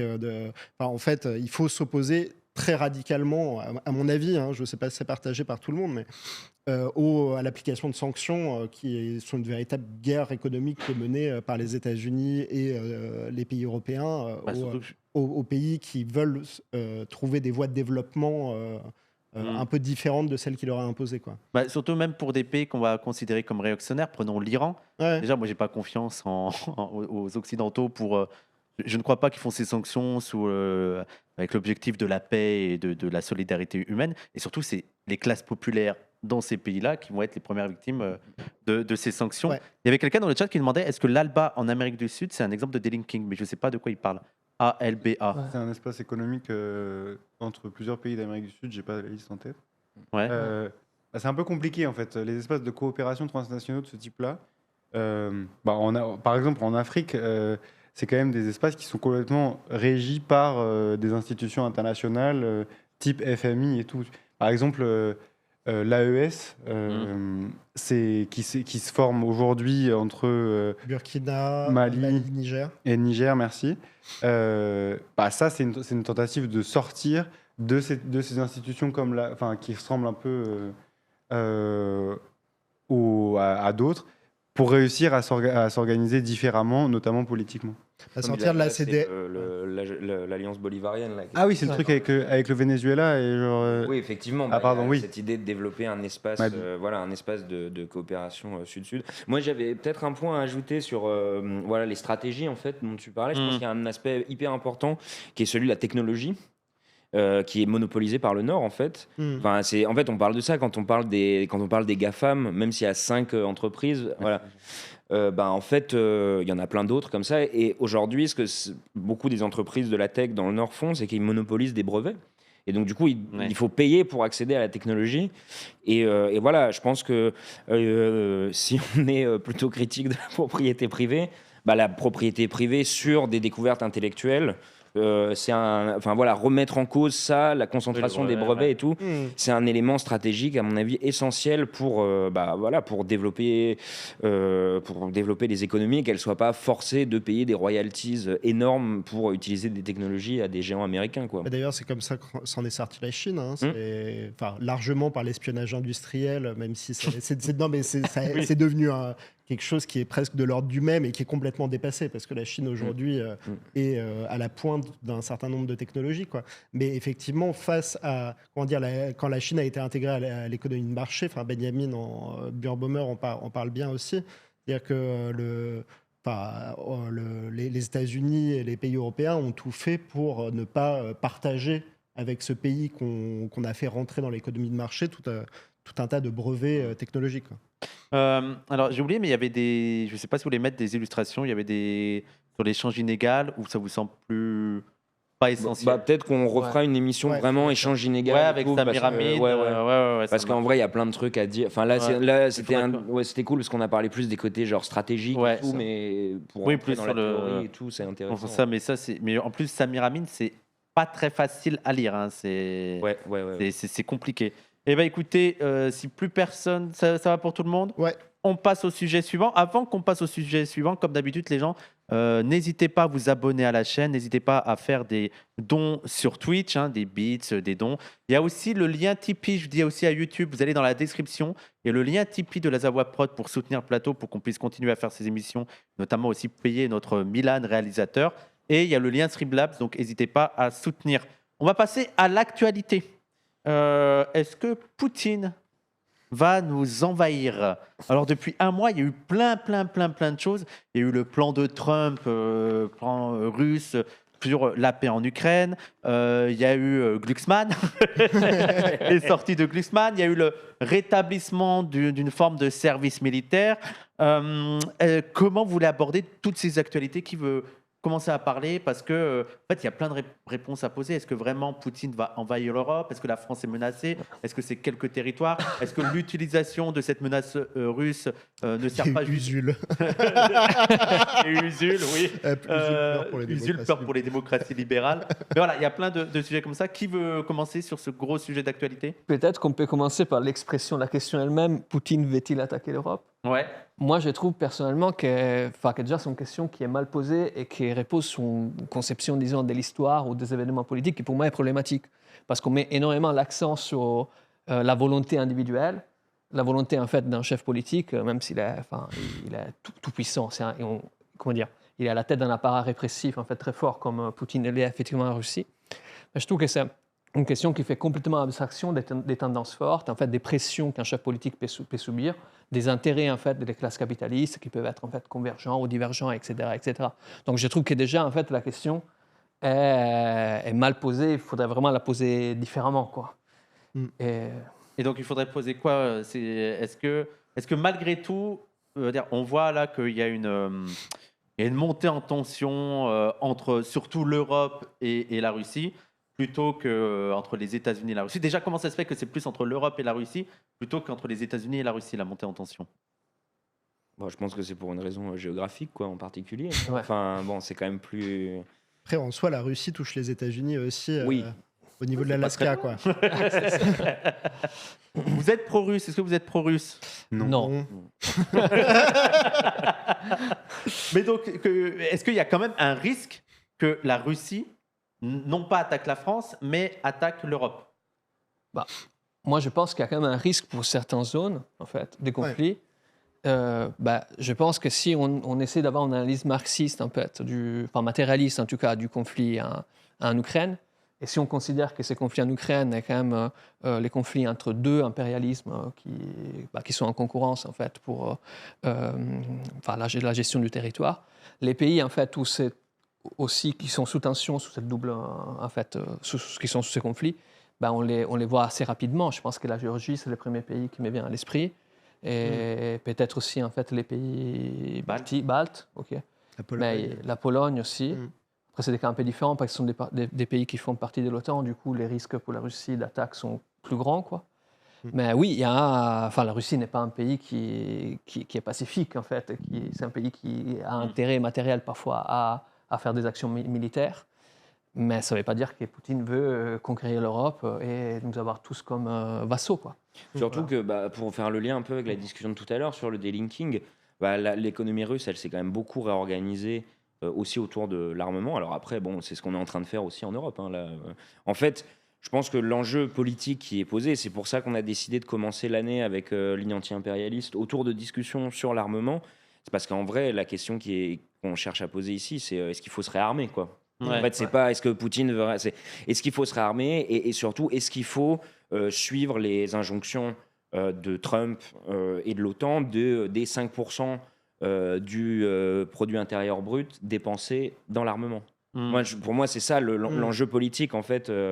Avant de faire de la prospective sur savoir quelle armée va passer par où, quoi. En fait, là, on est quand même dans une phase où nos économies, elles sont en train de se réorganiser pour s'armer, quoi. Alors, est-ce que vous pourriez parler de l'impérialisme russe, car certains anciens à gauche disent que le principal impérialisme est celui des USA. Est-ce que pour vous, il doit être comparé à l'impérialisme russe ou chinois, ou au contraire, l'impérialisme déterminant est celui des USA? Ça dépend de la définition de l'impérialisme. Je pense que Benjamin, il avait une réponse assez instructive à ça, c'est de dire que on peut parler d'impérialisme d'impérialisme russe, on peut parler d'impérialisme chinois, mais en fait, il faut aussi distinguer ces analyses sur un pays en particulier d'analyse du système impérial dans son ensemble. Et donc aujourd'hui, déjà, c'est sûr que l'impérialisme russe est un impérialisme très régional par rapport à l'impérialisme chinois, et par rapport à l'impérialisme américain, c'est encore plus régional. Donc je pense que ça serait une réponse un peu problématisée. Oui, il y a la question, je veux dire, en fait, ce qui m'énerve un peu dans ces trucs de mise en commun de l'impérialisme chinois, prenons même l'impérialisme chinois à l'impérialisme états-unien, il y a effectivement une montée en puissance de l'impérialisme chinois, sauf que pour l'instant, le marché mondial tel qu'il fonctionne, ne serait-ce qu'avec la suprématie du dollar, est toujours sur domination américaine.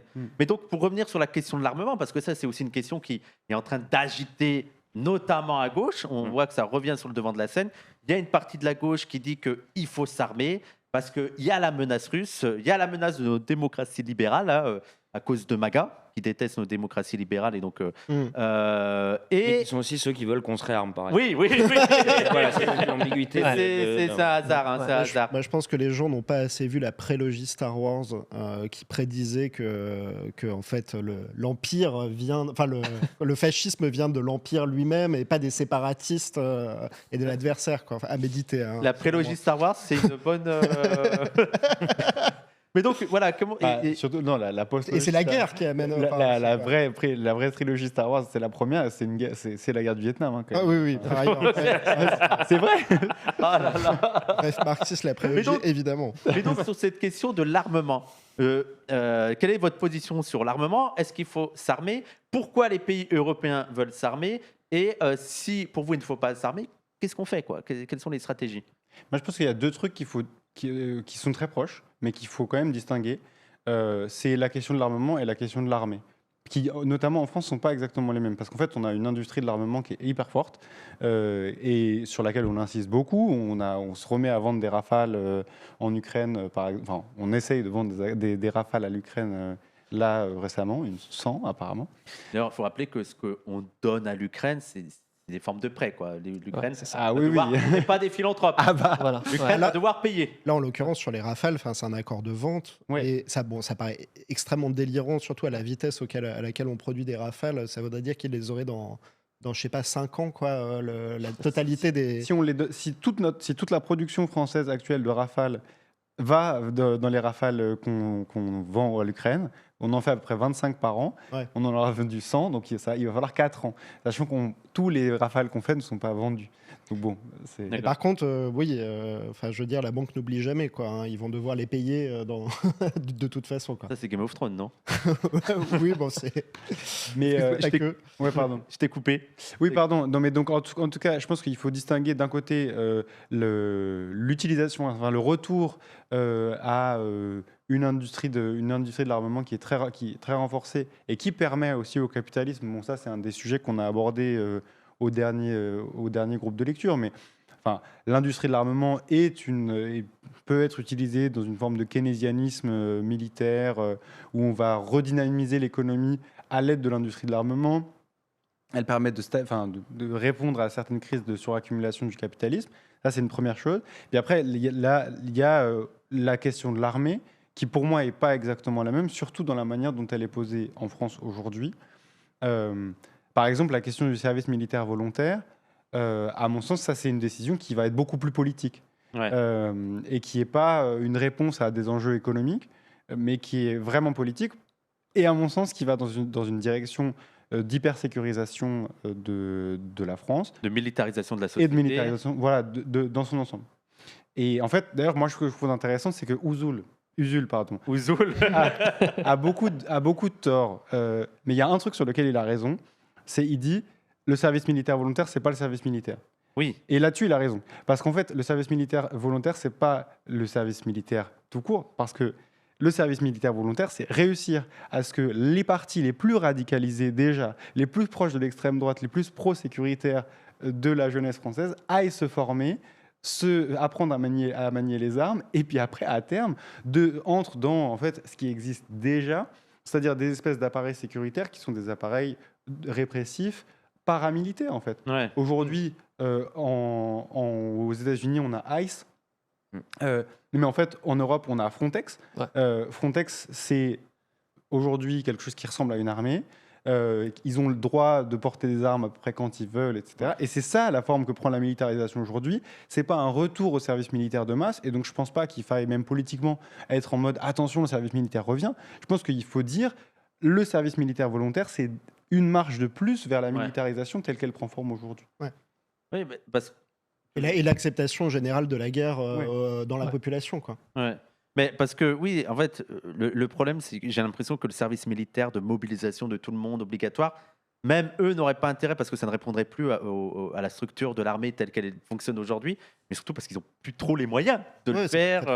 Ouais. Sauf que, je veux dire, ça m'a l'air... Ce qui est important, c'est marrant parce qu'en Allemagne, c'est 2000 €. Enfin, en Belgique et en Allemagne, ça peut aller jusqu'à 2000 € le truc de service militaire volontaire. En France, c'est 800 balles. Oui, le salaire qui touche. Mais moi, ce qui m'a... En fait, c'est la France à Macron. Ouais.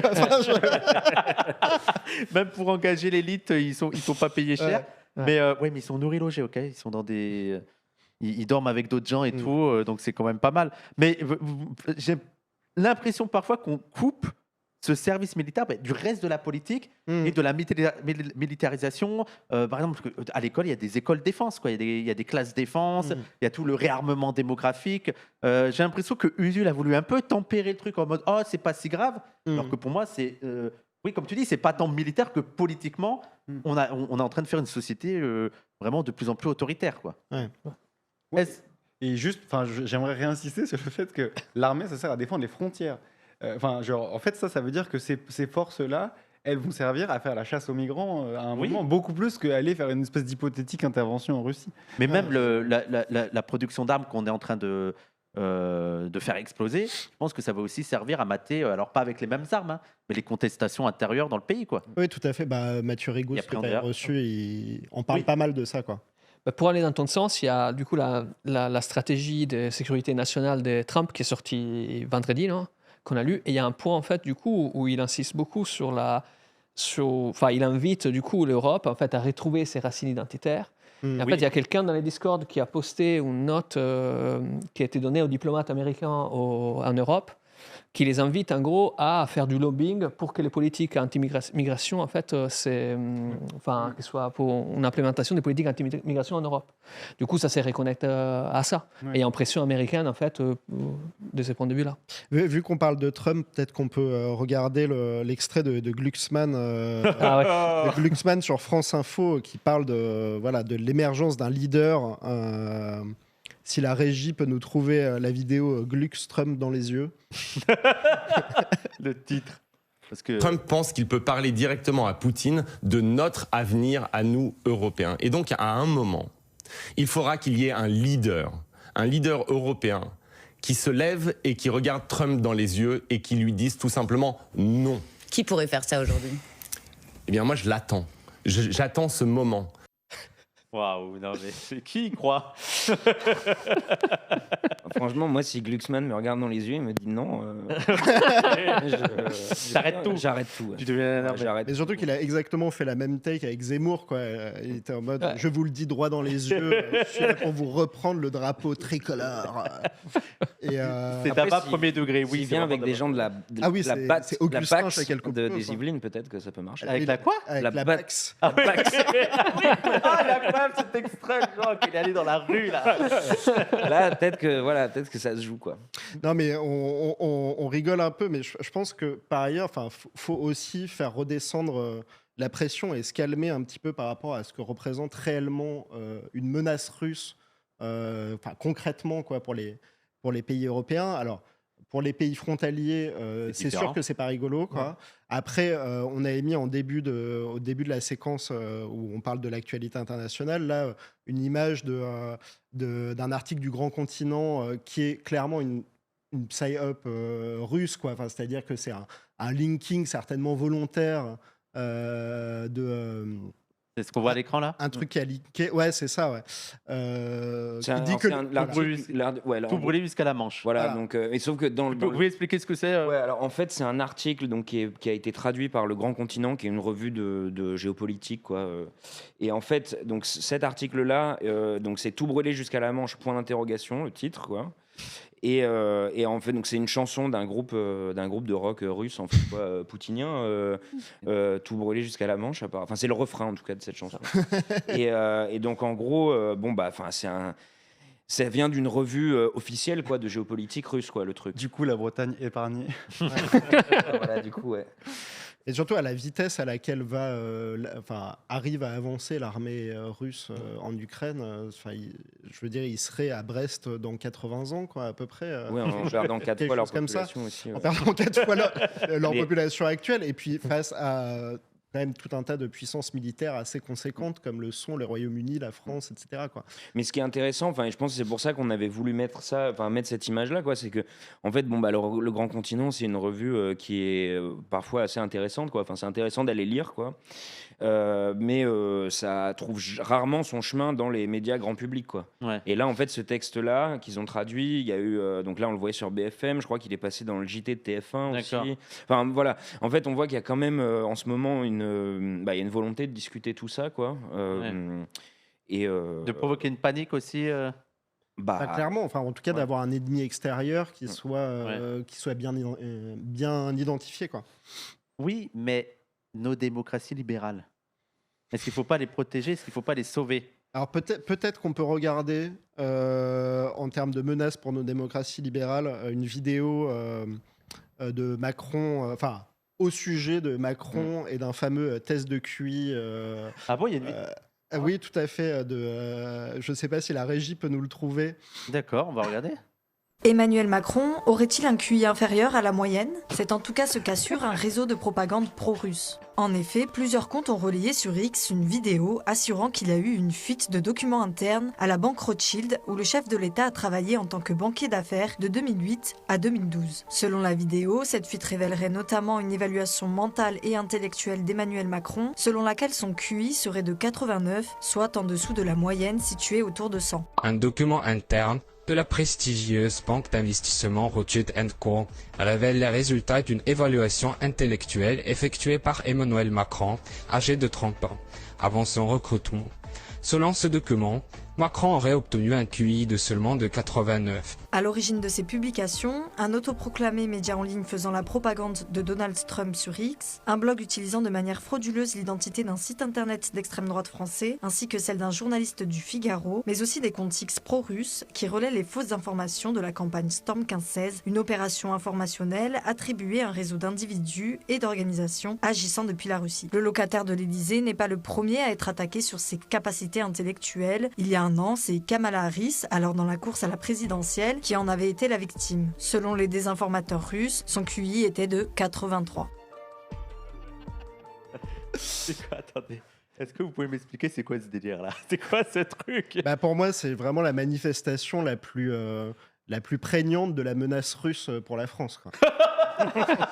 C'est en fait des vidéos d'infox, ou plutôt de réinformation, peut-être je devrais dire, sur le QI de Macron qui a leaké depuis la banque Rothschild, quoi. Non, mais de toute façon, moi je suis contre l'utilisation du QI en général, même contre Macron.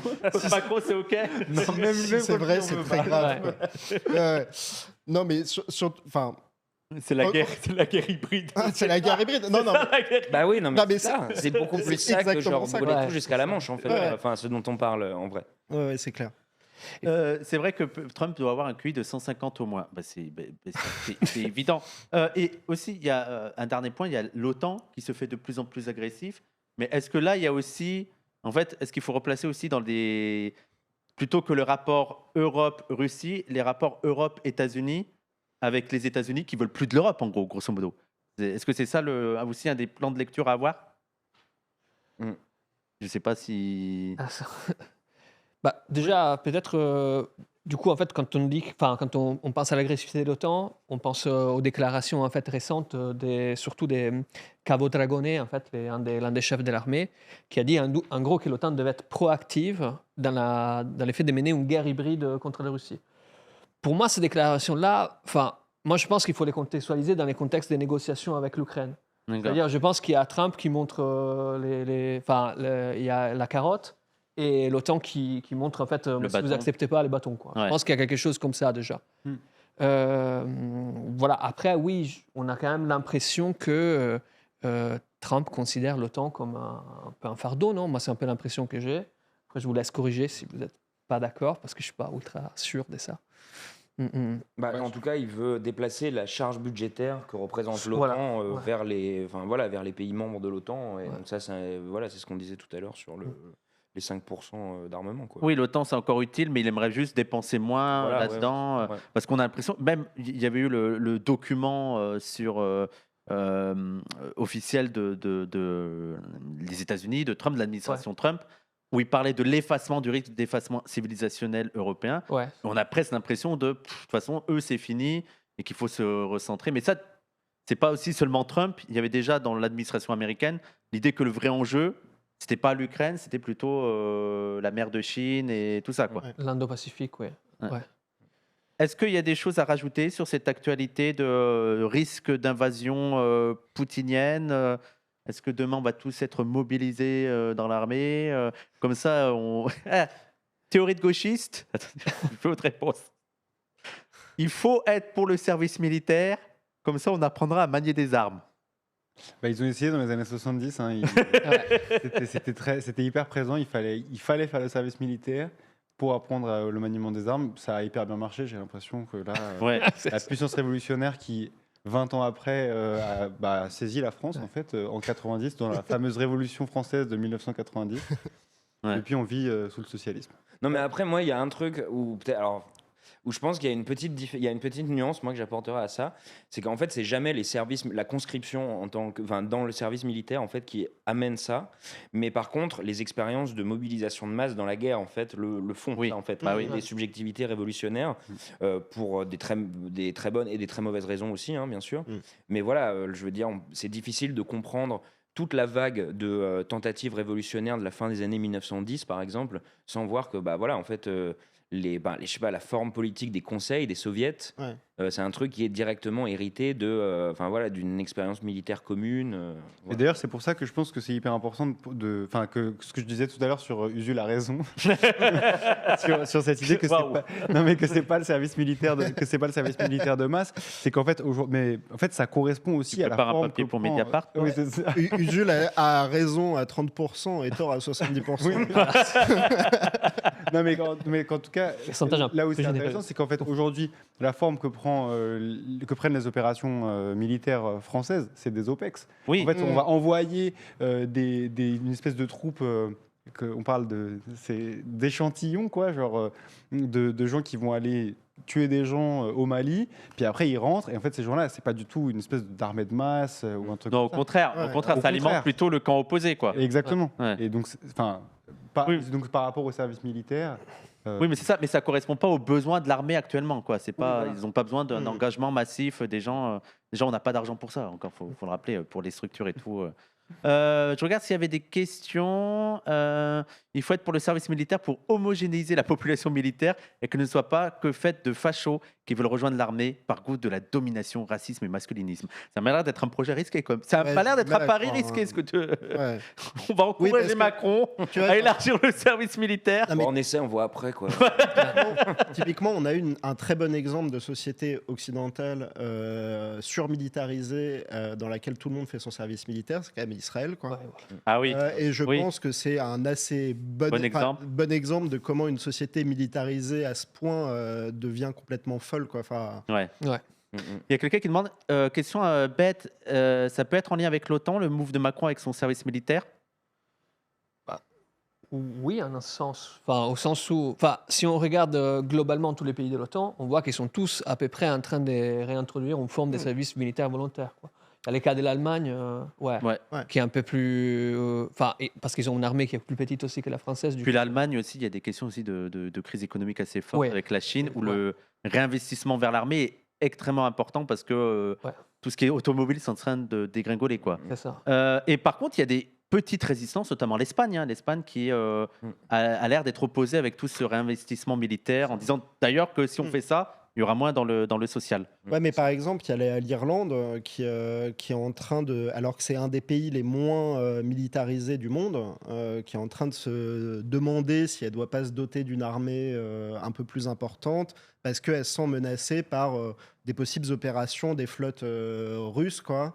Sur les caps sous-marins qui passent au large D'accord. de l'Irlande. Ouais. Mais enfin bon, il y a un moment donné, il faut arrêter le délire aussi. C'est pas des caps qui appartiennent à l'Irlande. Enfin, il y a des gens qui sont, enfin, il y a des puissances militaires littéralement juste à côté, quoi, que sont les Royaumes-Unis Mm. Ouais. et la France. Et genre, enfin, tu vois, l'Irlande est un paradis fiscal. Enfin, qu'est-ce Mm. qu'elle a, à mon avis, pas intérêt. Enfin, j'ai l'impression qu'il y a quand même un délire collectif Ouais. qui est en train d'agiter un certain nombre de pays européens. Ouais. Pour aller dans la direction du réarmement, quoi. Euh, Et juste, je voulais ajouter un truc quand même sur la France.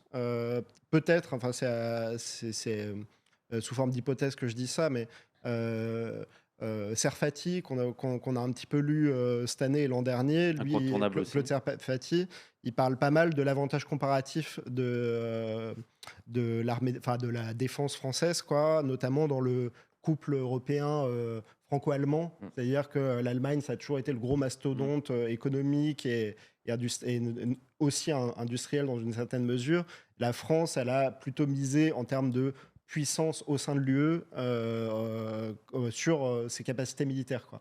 Mm. Or, là, en Europe, en fait, comme tout le monde se réarme, si la France veut rester... J'imagine que si la France veut garder un petit peu son statut ouais, par rapport à des armées genre polonaises qui commencent à devenir vraiment parmi les premières armées d'Europe en venant de très loin, en achetant du matériel coréen du Sud, il me semble, beaucoup, ou plein d'autres qui achètent des F-35 dans tous les sens. Mm. La France a intérêt à se réarmer, non seulement pour garder son statut, mais Son aussi leadership. pour espérer vendre des armes, Ouais. enfin, concurrencer un petit peu le marché des armes états-uniens. Il faut aller lire les travaux de Sarfati qui montrent bien le Tout à lien fait. entre la 5e République et l'armée. Il y a quelqu'un qui dit après on prend la Suisse-Israël comme exemple pour armée obligatoire qui marcherait pas très bien, parce qu'il y a quelqu'un qui a dit en Suisse ça transforme les normes en droitard. Ouais. On pourrait aussi parler du Rojava. L'armée ne fait peut-être pas devenir de droite automatiquement. Après en France, j'ai l'impression qu'on est plus proche de la situation suisse-israélienne que du Rojava, quoi. Oui, c'est ça. Enfin, Ouais. même on n'est pas. Enfin, l'armée populaire de Chine ou du Nord-Vietnam, on pourra. Enfin, Voilà. ça pourrait être des exemples. Oui. Mais là, on Mais est ça serait le vraiment. service militaire avec le gouvernement macronien, quoi. Voilà, c'est ça. ça. Dans la France à Macron, c'est genre doom de. Complètement. Et quoi. surtout dans un pays où une grosse partie de la population a intérêt à perdurer les rapports impérialistes avec les États du Sud. Quoi. Oui, C'est pas du tout la même situation. Et puis qui sont les professionnels, enfin qui sont les personnes qui sont dans le commandement militaire en fait, Oui. qui sont les personnes qui font passer politiquement leurs lubies, etc. Enfin, c'est essentiellement les chefs d'état-major, c'est quand même une composition sociopolitique extrêmement effrayante quoi, Ouais. en France. Eh bien, écoutez, est-ce qu'il y a un dernier point à rajouter sur cette actualité ? Ça vous va, tout le monde ? C'est très bien. On passe à la dernière partie de l'émission. Et c'est bon, on a La été plus sérieux. importante. Hein, la Voilà, plus mais importante. Oui, là, on va... De très loin. Voilà, là, J'espère on va- que vous êtes restés concentrés Là, et que c'était- vous avez encore une capacité de concentration suffisante. Quoi. C'était petit cerveau pour le moment. On va enfin parler de choses sérieuses. Et on va parler de la politique, de la géopolitique du Laboubou. Et il y aura aussi une petite surprise. Vous avez une petite annonce. Je montre. Moi, c'est trop petit. Il faudra que vous le montriez vous. Ouais. Parce qu'il n'y a pas de zoom sur moi. Mais il y a une petite surprise. Et on commence par. Ah, regardez. Oulala, oulala. On le montrera bien devant l'écran. On verra avec Milan comment il arrivera. Mais on va commencer avec une petite vidéo, c'est ça? Pour introduire le sujet? Ouais. C'est parti.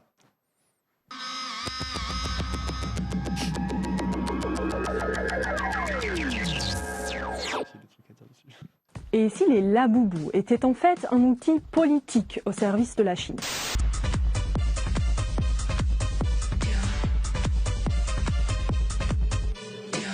Ces petites peluches en forme de monstres fabriquées en Chine sont très populaires aux États-Unis et en Europe. Mais les laboubous sont plus qu'une simple tendance. Alors que cache leur tête d'ailleurs pas si inoffensive? Pas passer outre du physique du laboubou. On va commencer avec la base agrippante de chez Milk, oreilles pointues, qui rappellent le diable bien sûr. Il a un sourire démoniaque, grandes dents, tout ça. La base, elle agrippe mon âme comme les laboubous. Alors, les laboubous, c'est un immense succès pour Pop Mart, mais aussi pour toute la Chine. Le Made in China a longtemps été associé à des produits de mauvaise qualité. Mais les laboubous sont en train de changer cette image et de montrer au monde entier que la Chine est capable de lancer des tendances mondiales.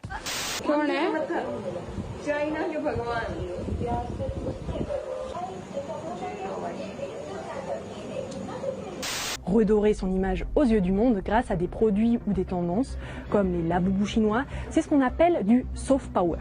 C'est un instrument politique utilisé par de nombreux pays.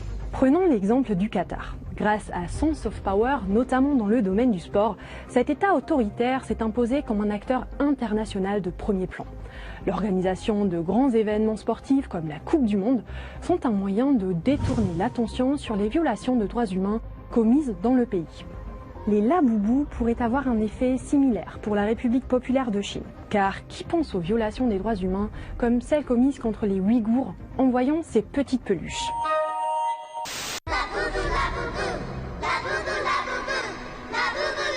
C'est pas fini. Non, il y a plein d'autres vidéos encore. Mais on va déjà react à ça. Le Laboubou qui masque un génocide, notamment. Bon, et après, ouais, je pense que c'est pas l'entité la plus responsable de masquer des génocides aujourd'hui, très très loin de là, quoi. Mais non, mais moi, c'était vraiment, moi j'étais en Chine cet été, quoi.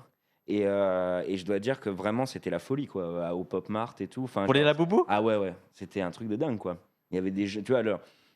C'est des magasins qui sont dans des centres commerciaux, quoi. Et genre, ça dégueulait de partout. Enfin, t'avais des gens vraiment qui voulaient les laboubous, quoi. C'était assez dingue, quoi. Et En vrai, je trouve ça assez marrant que ça soit un peu genre attribué comme le premier truc de soft power chinois, genre, alors qu'en fait, on consomme quand même tout le temps des trucs qui viennent de Chine. Bah ouais. Et que genre des trucs qui abreuvent massivement les marchés occidentaux qui viennent de Chine, c'est vraiment pas neuf, quoi. Ouais, mais est-ce que pour eux, c'est pas le premier truc qui sert pas à grand chose, qui est vraiment l'objet culturel qui s'est imposé dans la culture populaire? Moi, j'ai l'impression que les gens, ils disaient, tu sais, c'est des gadgets made in China, quoi. Tu vois. Oui. Ouais. En vrai, c'est quand même, enfin, je veux dire, en fait, il y a une telle capacité de production industrielle en Chine, quoi, qu'en fait, ils produisent de tout, quoi. Enfin, genre, tu vois. Et justement, je pense que je pense que le laboubou, c'est. Alors après, il y a une tendance, il y a un côté tendance mondiale. Analyse de FX sur le Laboubou et son projet politique. Bah, pense que les gens ils kiffent juste le laboubou quoi. Enfin moi j'avoue que ça, j'y vois pas trop. Moi c'est pas trop mes caves mais enfin bon ouais j'avoue que j'ai du mal à y voir. Je pense qu'il y a beaucoup d'autres éléments de soft power que simplement le laboubou quoi mais ouais. Parce que ça c'était Attali avait cette analyse là. C'est la preuve que la Chine est devenue dominante parce qu'elle arrive à nous envahir. Mais est-ce que beaucoup de gens savent que le laboubou est chinois? Pour moi, non. Ouais, Ouais. ce serait ça peut-être le petit problème. Ouais. Et comme le laboubou permet de masquer les violations des droits de l'homme de la Chine. Ils sont très forts. Bah ouais. C'est... Vous voulez enchaîner? Ouais, on Je sais enchaîne. pas, moi je trouve ça trop marrant ce truc de genre il y a un objet qui cache les violations des droits humains quelque part. Bah, c'est un en peu fait, semi-complotiste, quoi. oui, mais c'est surtout qu'en fait, genre, les objets ne cachent pas les choses. Enfin, genre, c'est pas comme ça que ça marche. L'iPhone ne cache pas les conditions horribles dans lesquelles les terres rares sont extraites. Bah, d'une certaine manière, si. Enfin, c'est le fétichisme de la marchandise. Mais quoi. pour moi, c'est deux choses. C'est que tu ne penses pas que cet objet-là, tu ne sais pas quels sont les modes de production de cet objet-là. Tu ne te rends pas compte qu'il y a eu du sang qui a été fait pour faire cet objet-là. Mais là, c'est encore autre chose. C'est de faire croire que cet objet te permet d'oublier les Ouïghours. Mais c'est- Quand on te parle des Ouïghours, tu mets le laboubou. Ah non, Ouais. tu je vas bien. préfère les laboubous. Mais c'est mais c'est totalement c'est totalement ça en fait. C'est ça que je veux dire, c'est que en fait, Bon, genre c'est c'est trop pas sérieux, hein, ce que je dis. c'est trop bizarre de dire que parce qu'en fait il y a un objet, on va pas voir, enfin comme s'il y avait une espèce de connexion entre la consommation et la conscience Avoir de ce des qu'implique la propriétés consommation. magiques, tu sais, ouais. genre, c'est Mais c'est un positionnement très, comment dire, typique de toutes les personnes qui pensent en fait qu'on peut changer les mondes en changeant la consommation. oui. Voilà. Enfin, je veux dire, c'est un réflexe très répandu, je trouve, chez une certaine gauche, quoi. Tu votes avec ton porte-monnaie, mais Dans nos démocraties libérales. Dans le chat, il parle de laboubou washing. Un bon concept. Un bon Bah, écoute, concept. il faudra en parler Moi, dans je les pense- chaires de la Boubou Studies, à mon avis. hein. Non, bah on va consacrer, je pense, l'année prochaine un groupe. Ah, c'est- Ouais, notre groupe de travail lecture sur le laboubou laboubou. washing, ouais. Laboubou Telja. Laboubou Asma. C'est pas mal, ils sont en forme. Excellent. On fait la suite. Del Padre, y del Hijo, y del Espíritu Santo. Amén. c'est ça le laboubou washing.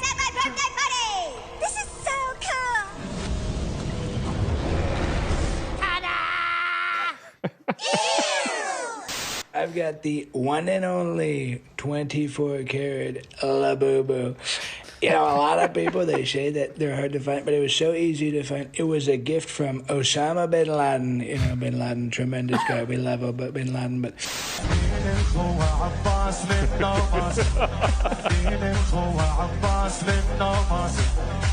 Joe Biden, he doesn't have a Labubu. He's a la loser. That's what he is. He's a la loser. He doesn't have a Labubu. It's so sad.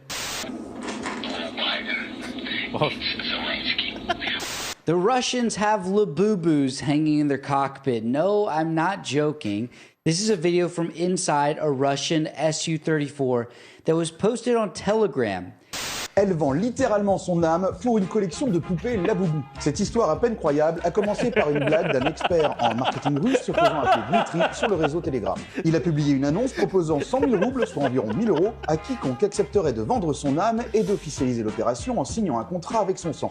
Il faut prendre très au sérieux ce qui se passe avec les Laboubous. Tu savais que les Laboubous cachent un terrible secret. Ils ont été créés pour nous espionner.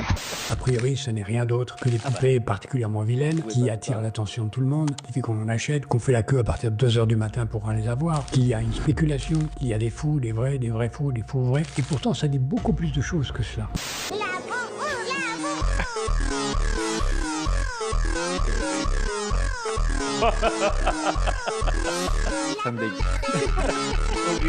Parmi les choses que ça dit, c'est que pour la première fois, la Chine, qui a déjà quelques marques signifiantes comme Huawei, BYD, mais plus généralement, il n'y a pas beaucoup de marques de produits de grande consommation chinoises, en dehors de Shein ou de... Il y a quand même, en dehors de toutes ces marques-là. Bah, en fait, à part tout, il n'y a pas grand-chose, quoi. Enfin, non, mais je sais pas, moi, je discutais avec un ami chinois, quoi, qui me disait, genre, en fait, en Europe, c'est dingue. quand on va dans des marchés genre de grande consommation, quoi, en fait, tous les trucs sont fabriqués en Chine. Il me disait genre qu'il était hyper étonné de ça, quoi, parce qu'il se disait que ça allait être fabriqué en Europe, genre, alors que chez nous. Mais donc, oui, enfin, bon, je sais pas, il y a écrit Made in China sur plein de trucs, en fait, quoi. Ouais, et Oui, puis mais il y a au-delà pas de ça. beaucoup. Ouais, mais c'est ça. Après, le truc, c'est qu'au-delà de ça, le soft power, il est beaucoup plus important dans des marques genre Huawei, l'utilisation de Temu, Chine, etc., de Alibaba pour acheter Bah les oui. trucs, que sur juste le Labubu. Genre. Oui, Parce oui, que oui. le Labubu incarne une espèce de truc. On lui prête. En fait, ce qui est assez marrant, c'est que on lui prête des espèces de propriétés magiques qu'il n'a pas. En fait, Ouais. c'est tout.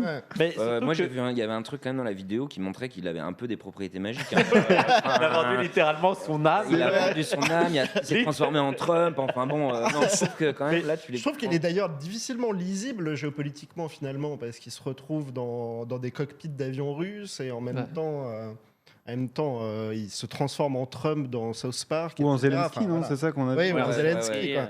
Mais c'est vrai qu'aussi que sur le soft power, moi, il y a le truc de le soft power, c'est aussi pour influencer sur un certain type de vision, tu vois. Mm. Par exemple, le cinéma américain, la production américaine ou les mangas, tu vois, c'est le Labubu. Bah, il y a un narratif, il y a du récit dans Mais les une gens production culturelle, quoi. Alors qu'un oui, Labubu, là, le c'est Labubu, une- c'est une peluche, quoi. Voilà. Bah, En d'ailleurs, plus, je trouve qu'il n'y a pas un modèle très chinois là-dedans. Ça m'a l'air d'une. Non, c'est comme le Furby, un peu, pour ceux qui ont connu ça, Ah oui. qui sont nés dans les années 90, quoi. Non, mais surtout que, enfin, genre, ouais, enfin, comme tu disais, quoi, il y a pas de récit derrière, et c'est que ça fait quand même une sacrée différence. Et d'ailleurs, là, toute cette vidéo, elle montre bien qu'en fait, les gens, ils font leur propre récit, en fait, autour des Labubu, beaucoup plus qu'autre chose, quoi. Ils ont des récits religieux, des récits politiques, voilà, autour de des Labubu. Des récits superstitieux. Non, ça c'est vrai, par contre. Il y a quelqu'un qui demande si vous avez mis l'extrait de Cortex, le Labubu boucle d'oreille. Ah non, malheureusement, non. Malheureusement, ouais. Ouais, les gens, il y avait tellement Il y avait trop de choses à mettre. Il y a encore. On regarde encore. Moi, Ouais, une question que je me pose, c'est quand même, est-ce que les gens du chat connaissent Jacques Attali ou est-ce que quand même, on connaît. Est-ce Jacques qu'il est moins connu aujourd'hui? Maintenant, il s'est reconverti visiblement avec succès en influenceur Instagram, vidéo inquiétante, etc. Mais il a écrit une biographie de Karl Marx. tout à fait, ouais. Et, non, mais ça a été quelqu'un d'un peu quand même important, qui a central. conseillé, il a conseillé Mitterrand, il me semble. Il a conseillé tout le monde. Et il était aussi connu du fait des antisémites à la Soral, etc., qui en avaient fait leur bête noire, Oui, c'est enfin, une figure, espèce d'exemple incarné de juifs multiculturels, apatrides, etc. Et qui mangeait à tous les râteliers. C'est ça. Ouais. Et qui contrôle bien évidemment tout le monde. Enfin, Alors que le mec est assez nul en fait. Enfin, Oui. moi je pense que c'est vraiment le truc qu'il faut garder en Ouais, tête. c'est un essayiste C'est que c'est assez libéral, improbable que le mec tire les ficelles vu à quel point il comprend assez mal beaucoup d'objets dont il parle. Quoi. Pour la fast fashion. Dont les Labubu. Pour la première fois, c'est une manifestation du soft power chinois, avec une marque qui est devenue mondiale immédiatement. La Chine, qui n'a pas une vocation universaliste par sa nature et par sa culture, est en situation aujourd'hui avec le Labubu d'entrer dans la civilisation. C'est totalement raciste. Ouais, il y a eu un petit dérapage là du côté de Jacques Attali. Dans sa nature. Est-ce que tu savais, Wissam, qu'en chinois, il n'existait qu'un seul mot pour dire crise et opportunité? Ah ouais? Non. Non, pas du tout. C'est C'est souvent un truc qui est répété souvent par des gens type Jacques Attali. Quoi, C'est typiquement. Kennedy qui a lancé cette idée-là, mais c'est pas vrai. Apparemment. Enfin, c'est pas vrai. Ouais. Mais en tout cas, ça fait réfléchir. Quoi. Ouais, ça fait Bien sûr, énormément. c'est que on réfléchit beaucoup. Oh, il a Universel un des Labubu dans la. Attends, juste, quels seraient les éléments qui montreraient que la Chine n'est pas universaliste, contrairement à l'Occident, de par sa nature?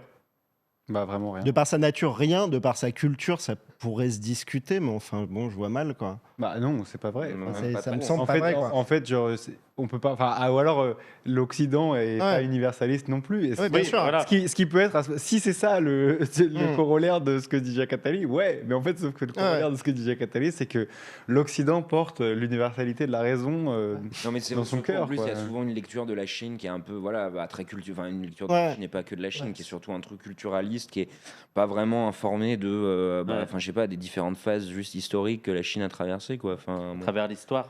Ouais. Entre modernité et tradition. Exactement. Bah ouais, bien sûr. Bah, ouais, moi, ouais, ouais. Ça aussi, ça fait énormément réfléchir. Bah, je le quoi. crie dans le désert depuis des années. Entre tradition et modernité, il Ouais. y a quelqu'un qui disait. Les Tamagotchi, c'était chinois? Non, c'était japonais. C'était japonais, Ouais. ok. Ok, désolé. C'est les autres.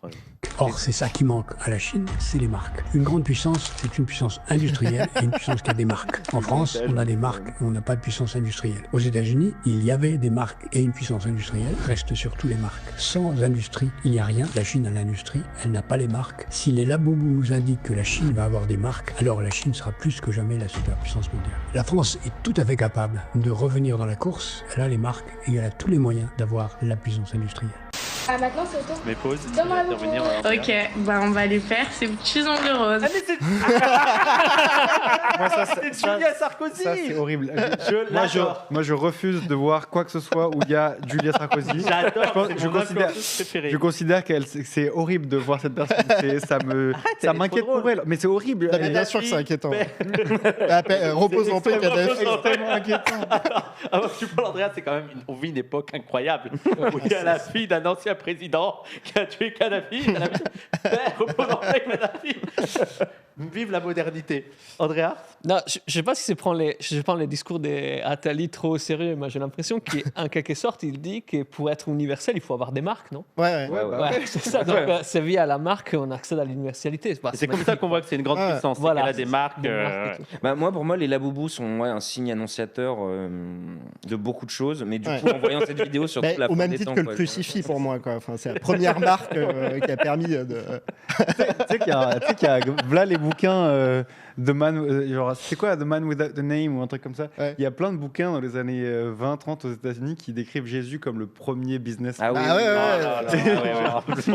lui, genre le mec qui a fait le business qui a le mieux réussi, tu vois. Enfin, une marque qui a presque 2000 ans.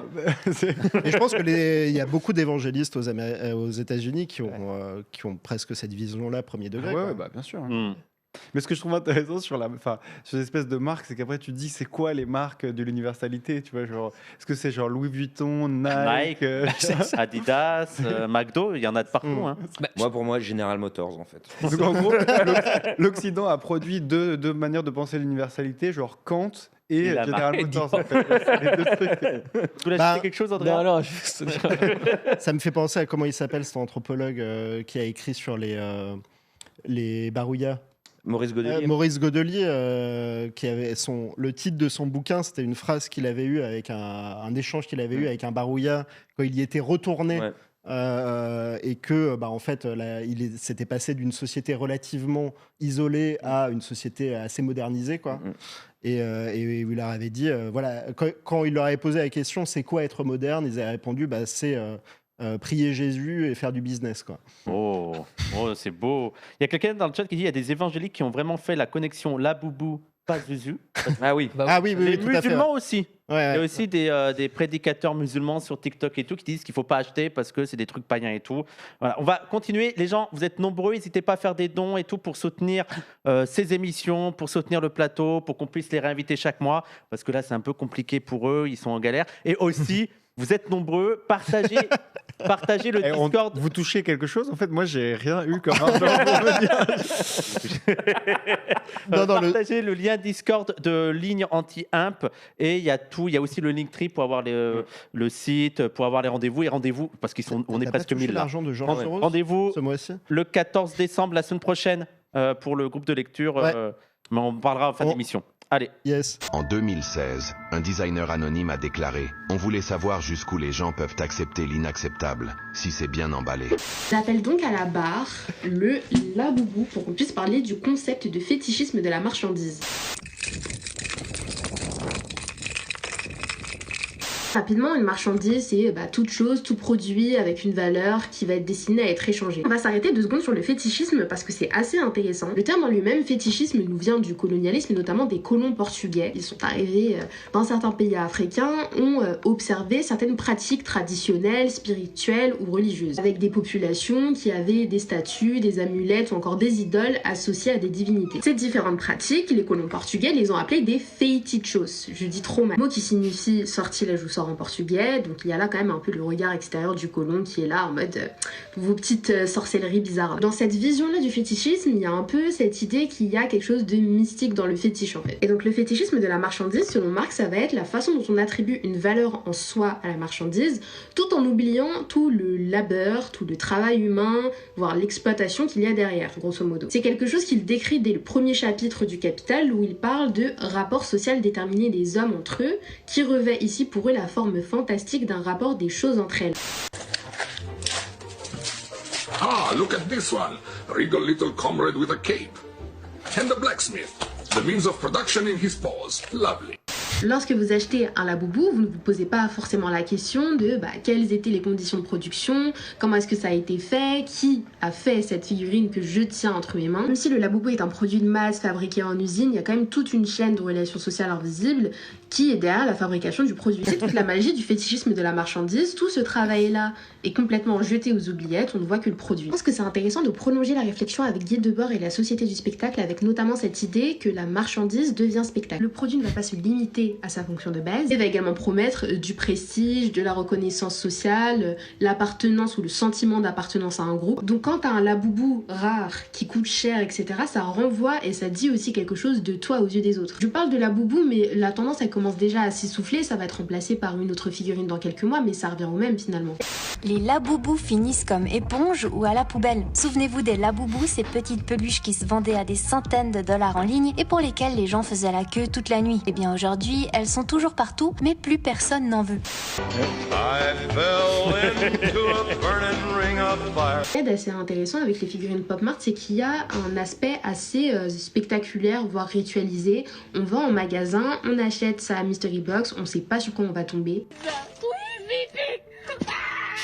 Puis on filme sa réaction, il y a des vidéos qui ont fait le tour de TikTok et Instagram, et finalement le consommateur est à la fois acteur et public de ce spectacle. Et donc comme le dit Guy Debord, le consommateur réel devient consommateur d'illusion, la marchandise est cette illusion effectivement réelle, et le spectacle est sa manifestation générale. Je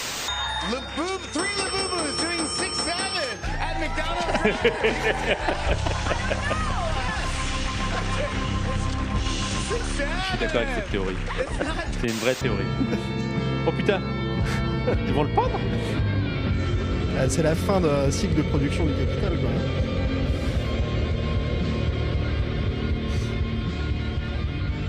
La fin du... Oui. Ouais. Juste avant qu'on discute de ces derniers extraits, il faut qu'on partage la page Instagram de la personne, l'influenceuse qui parlait, qui est Amixus. Ouais, c'est Amixus, qui est plutôt c'est ça. une analyse plutôt cool, hein, Ouais, carrément. qui a l'air de connaître le sujet. Donc, si vous voulez la suivre, elle est sur Instagram, c'est Amixus, AMYXUS. Et tiré du bas, mais normalement, vous la trouverez. Ouais, il y a pas mal de petites capsules comme ça, d'analyse marxiste qui, globalement, est de tout à fait bonne tenue et précise. Et donc, est-ce que vous allez acheter des laboubous ou c'est terminé? Bah, on en a un qui est encore emballé sur le plateau, là. Hein, quoi. Ouais. On peut faire un unboxing. On peut faire un unboxing. Attends, vas-y. C'est moi qui fais l'unboxing. Vas-y, fais l'unboxing. Moi, c'est mon premier unboxing, en tout cas, je vous préviens. Donc, ça va être laborieux. Un moment. Faut que tu réagisses comme un influenceur. Ok. Oh waouh, non, il est vraiment, il est incroyable. Oh, il est beau en plus, vraiment. Ah, non, mais il est incroyable. Il m'a fait complètement oublier le fait que c'est une marchandise, quoi, en fait. Personnellement, j'ai tout oublié. Il fallait chanter un truc avant l'ouverture. Donc, ça va être le laboubou de ligne anti-impérialiste. Bah ouais, je pense. Hein, du coup, on l'appelle comment? Faut que le chat propose, quoi. Ah, proposez votre nom pour le laboubou de ligne anti-impérialiste. Mais c'est une demi-blague parce que, quand même, c'était la surprise. Vous avez un laboubou, vous avez créé un laboubou à vous. On a créé un labou Marx, plus exactement. Voilà, ouais. Je ne sais pas comment on peut voir pour zoomer. Dis-nous, Milan, comment on peut mettre... Ah, bah tiens, regarde, voilà. Il va... Donc, c'est labou Marx. Ouais. J'adore ce plan. Avec Andrea derrière qui est fier. Non, bah ouais, c'est une camarade anglaise qui nous l'a imprimé en 3D, en fait, quoi. Donc, Oui, il est voilà, effrayant, hein, on est d'accord. Ouais, il fait un peu, ouais, voilà. Donc si vous voulez on aura quelques-uns en exclu au prochain groupe de lecture à Paris. Vous allez en vendre. Voilà, si vous voulez. Ça permettra de soutenir. Voilà, si vous voulez soutenir la ligne anti-impérialiste sur les rencontres et tout. Ah ben oui, au club. Au groupe de lecture, ça sera en vente. Voilà, ouais, je pense qu'on va faire ça. Et puis si ça vous plaît et que la trend est pas trop finie, bah peut-être qu'on en aura un peu plus après, quoi. Parce que j'en ai, du coup, vu que la traîne était en train de finir, j'en ai pas commandé. Ce sera environ 50 € pièce. Peut-être pas. Non. Après, si les gens sont prêts à les acheter 50 €. Prix libre. Enfin. Minimum 8 €. Non, mais voilà, c'est aussi pour soutenir Ligne Anti-Imp, pour faire des projets et tout. Voilà, pour imprimer nos brochures, par exemple, très concrètement. Oui, c'est la bubute finale. Ouais, c'est le prix de la déconnexion. En vrai, il est stylé. Moi, j'aime. Merci, excuse-moi. Mais en fait, il a son petit corps et tout. Donc, moi, je trouve. On a acheté 6-7.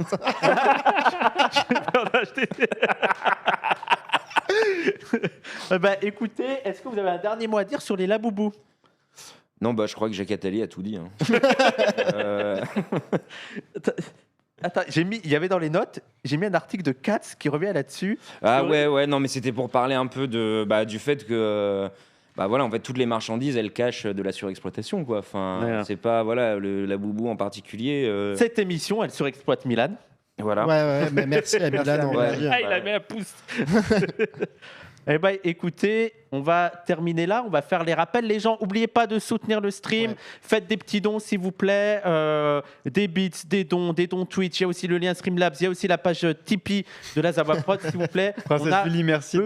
On a besoin de vous pour continuer les émissions, comme ça. Les rappels, le groupe de lecture la semaine prochaine. Ouais. Donc c'est le 14 décembre de 17h à 19h au 5 rue Lassus. Et c'est autour dans le 19e, c'est autour d'un texte d'Eugénie Merriot sur la guerre juste. Et séance autour du même texte à Marseille le 16 décembre. Et voilà. À 18h30. Ouais. Dans le 1er arrondissement. Et pour avoir l'adresse exacte, il faut venir sur le Discord. D'ailleurs, tu l'as pas donné là? Venez, non, pas pour Marseille. Ah, pour Marseille, pardon. Voilà. Et venez sur... merci Duchesse pour le Linktree. Donc sur le Linktree, vous avez tous les liens. Vous avez l'Instagram, vous avez Signal, vous avez le Discord. Et venez nombreux sur le Discord. Ouais, en vrai, il y a même là, dans pas mal de choses qu'on a discutées, il y a des choses qui rebondissaient sur des échanges qui ont eu lieu sur le Discord. Faut pas se laisser intimider s'il y a des débats qui vous paraissent un petit peu trop techniques. Je sais pas s'il y a des gens qui sont à la fois sur le Discord et dans le chat en ce moment, mais il faut vraiment pas hésiter à poser n'importe quelle question. Enfin, on est tous là pour apprendre. J'ai l'impression qu'on répond toujours un petit peu à la hauteur de ce qu'on peut. Même, n'imaginez pas que vos questions puissent être bêtes. Elles seront de toute façon discutées et intéressantes, quoi. Mais de toute façon, on est tous là pour se former, quoi. C'est ça qui est important. On n'a pas une réponse à tout. Donc ça, c'est les événements de Ligne Anti-Imp. Il y a aussi le 12, 13, 14 décembre, la braderie à la librairie Point du Jour. Donc je rappelle, c'est une librairie historique autour du marxisme. C'est vraiment une librairie à l'ancienne. Et malheureusement, la personne qui tenait cette librairie depuis des années n'a pas trouvé de repreneur. N'a pas trouvé de repreneur, donc elle va fermer. Donc allez-y, n'hésitez pas à être généreux avec cette librairie. Et d'ailleurs, si vous avez des cadeaux de Noël à offrir, allez-y là-bas. Hein. Vous aurez plein de livres. Il y a des... Non mais j'imagine si à Noël t'offres à ta grand-mère genre les œuvres complètes de Mandel et dire... à ton frère, à ton... Ça me fait trop plaisir, vraiment. Ça me fait trop penser à toi, mamie. Ouais, votre ami, c'est vrai que c'est plutôt la famille, mais après, t'as peut-être des cousins qui lisent, t'as peut-être des trucs comme ça, quoi. Ou à tes amis. Non, mais en fait, il y a vraiment plein de super trucs. Et surtout, il faut dire que Patrick, qui gérait la librairie, c'est un militant anti-impérialiste. Oui. Voilà. Et donc, de l'ancienne. Vraiment à l'ancienne. C'est un ami à Youssef, quoi. Ils se connaissent depuis des années, pour vous dire. Et du coup, voilà, il y a aussi, on trouve des trucs, si c'est des questions-là vous intéressent, vous allez trouver plein de trucs à lire là-bas, quoi. Donc, on rappelle 12, 13, 14 décembre. N'y allez pas le 14 ou alors pas entre 17h et 19h parce que il y a le groupe de lecture. Moi, vous avez le droit de manquer le stream seulement si vous allez au groupe de lecture. Ça sera la seule excuse. On fera un papier. De toute façon, ils seront là pour me dire. Hein. Ah oui, de toute façon, nous, on fait l'appel et puis on t'envoie. Hein. Voilà. Écoutez, il me reste... Il n'y a pas d'autres annonces à faire. La prochaine, c'est en janvier. une fois par mois. Là, en plus, on est en train de trouver le rythme et tout. Est-ce qu'on sait le sujet de le prochain ou on ne le dit pas? On peut le garder. On a plutôt des idées pour les. D'accord, On peut dire pour les prochains. Il y aura une émission sur le complotisme, c'est sûr, parce que c'est un vieux projet. Ouais. Donc on va s'éloigner un peu de notre cœur de sujet, mais il y a quand même des liens à faire, je pense. Et on va parler avec Marlène de l'Europe à un moment donné, quoi. Je voyais qu'il y avait des gens au début de l'émission qui étaient un peu frustrés que la question du délinking des pays européens vis-à-vis de l'Europe, etc., ça ne soit pas allé plus loin. Je pense que ce sera l'occasion d'en parler à l'occasion de cette émission. Et on avait aussi prévu de faire peut-être l'intervention qu'on avait... En tout cas, de discuter du sujet dont on aurait voulu parler à Historical Materialism Paris, qui était l'impérialisme, l'anti-impérialisme et la gauche. Et on se disait que peut-être faire une émission en période électorale, ce serait cool. D'ailleurs, on en mars. discutera, mais il y a peut-être possibilité parfois d'un truc spécial en dehors des programmes qu'on a chaque dimanche. On pourrait se retrouver facilement pour en discuter. Du coup, c'était une intervention qui était prévue de FX et Ulysse à HM Paris. Par soutien avec nous. Exactement. Voilà, exactement. En soutien à Auria et les soulèvements de la Terre et l'AFA aussi, c'était fait, en tout cas, censuré de Dauphine, qui est, faut-il le rappeler, le palais de l'OTAN à l'origine. Ah ouais, Et en fait, eux, ils avaient réussi à être recasés dans la Bourse du Travail, mais pas Auria. Et donc, voilà, on est plusieurs, notamment il y avait eu... il y a Mathieu Rigous il y avait quelqu'un de RP aussi qui devait... Adrien Cornet. Adrien Cornet, et puis les soulèvements, l'AFA, et nous avions annulé notre venue en solidarité. Débattre d'ailleurs avec... Qui ? Paul Morao de RP, je crois. Oui, c'est ça. Et en plus, dans une perspective. En fait, sachant que Paul Morao est critique de Auria, mais simplement, c'était la pratique. Franchement, c'était tout à son honneur. Ouais, Paul Morao. Oui, mais en plus, ça donne des débats très intéressants. Paul Morao, Statis, Auria, il y a plein de vidéos sur le sujet, allez voir. Eh ben, écoutez, merci beaucoup. Merci FX. Content de la première? De toute façon, toi, tu as déjà eu l'habitude de parler. On t'a déjà vu à PDH. Oui, un peu, oui. Donc, tu as déjà eu l'habitude. Bah oui, puis avec Romain, on faisait Badou Marx à l'époque aussi. Ah oui, ça date avec Frio. Avec Frio et tout. C'était super. Merci Andrea. Toujours un plaisir. Merci à Alix. Merci Ulysse. Aussi content de la première? Super content. Et merci. On reviendra. Après, même les autres, ceux qui n'interviennent pas, peuvent revenir pour juste être là, assister. Bien sûr. Il y a en haut, on peut se poser tranquillement, quoi. Et encore un gros merci à Milan qui a assuré à la Réal le plateau et tout. C'était super. Est-ce que la Boubou est communiste? Non, selon moi. Voilà. La Boubou communiste ou pas? Lui, il l'est. Voilà. Celui-là, c'est pour ça qu'on vous propose, c'est qu'il n'y a pas de doute sur celui-là, quoi. Il est communiste.